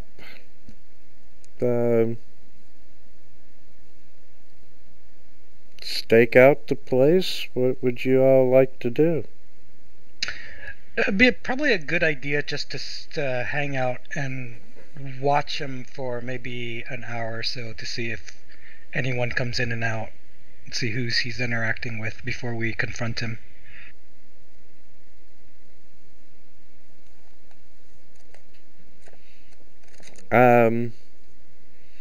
Okay, as you're standing out there in, the early afternoon sun, you realize that he's a vampire, and his shop is pretty much, it's closed. You don't see any activity coming or going. I mean, it's just all quiet, and at some point in time you're gonna peek through the windows and you see no activity inside the tailor shop. You don't hear any noise. Alright, what do we say we head to the back and see if we can break and entering and check out this place? What do you guys think? Or we can just try knocking on the front door, see what answers. Well, we looked inside and there's nothing going on inside, right? Correct. Knock really, really loud. Well, I think we should use this opportunity where he's not going to be here. Because it's like sunlight out. He may have thralls. We'll take care of him. The building that you're looking at is, wait a minute. Yeah, we're going to retcon for a minute. This is one of the more affluent shops in Caliphus, and it caters to nobility and other members of the upper class. And as such, it also establishes many of the city's fashion trend. And, just talking to his neighbor, he's got a reputation for impeccable style and skill and many wealthy customers.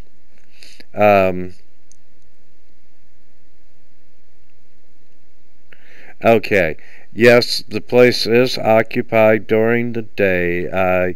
You do see humans running the shop, taking orders, dealing with the people coming in and out of the store. And the store actually takes up about an entire block in the city's artisan district. Damn. Yeah. Making a lot of clothes. Alright, so he's employing humans to probably just during the day to keep the shop open. Yes, and it is a 2-story tall building. It's got superior masonry walls. It's got good wooden doors.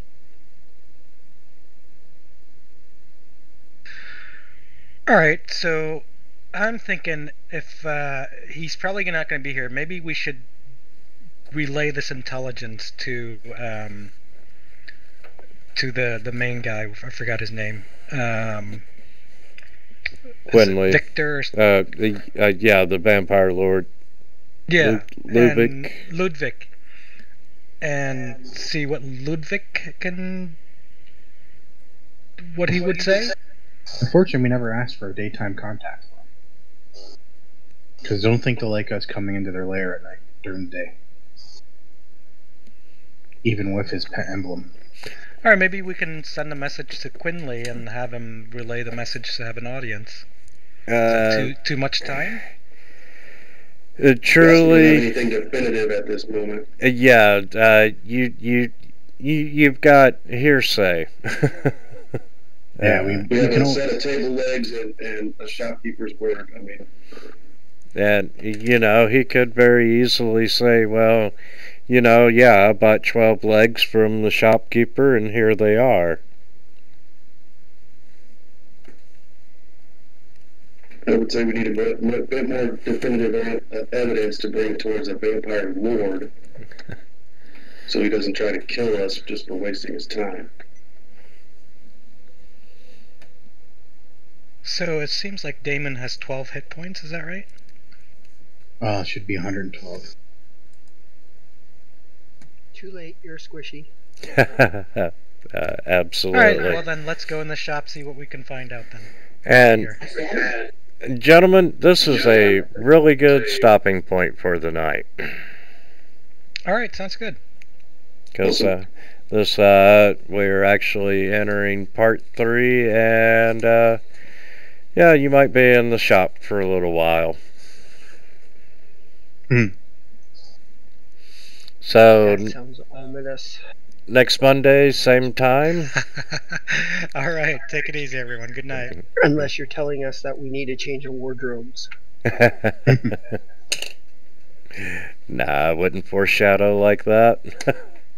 The alchemist dies at the end. And that's 7 o'clock Eastern Standard Time? Eastern Standard Time. No, it's daylight saving. Yes, make that mistake. EDT now? EST?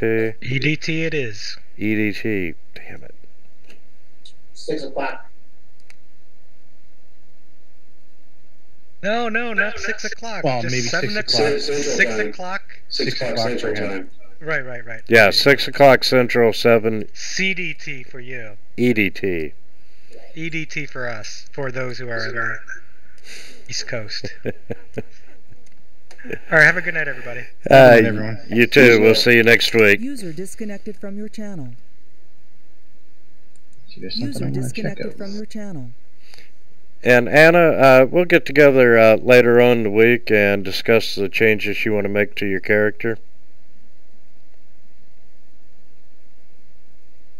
Sound good? I think she's gone. I think she's gone too. All right, you gentlemen have a great evening. You too. Disconnected.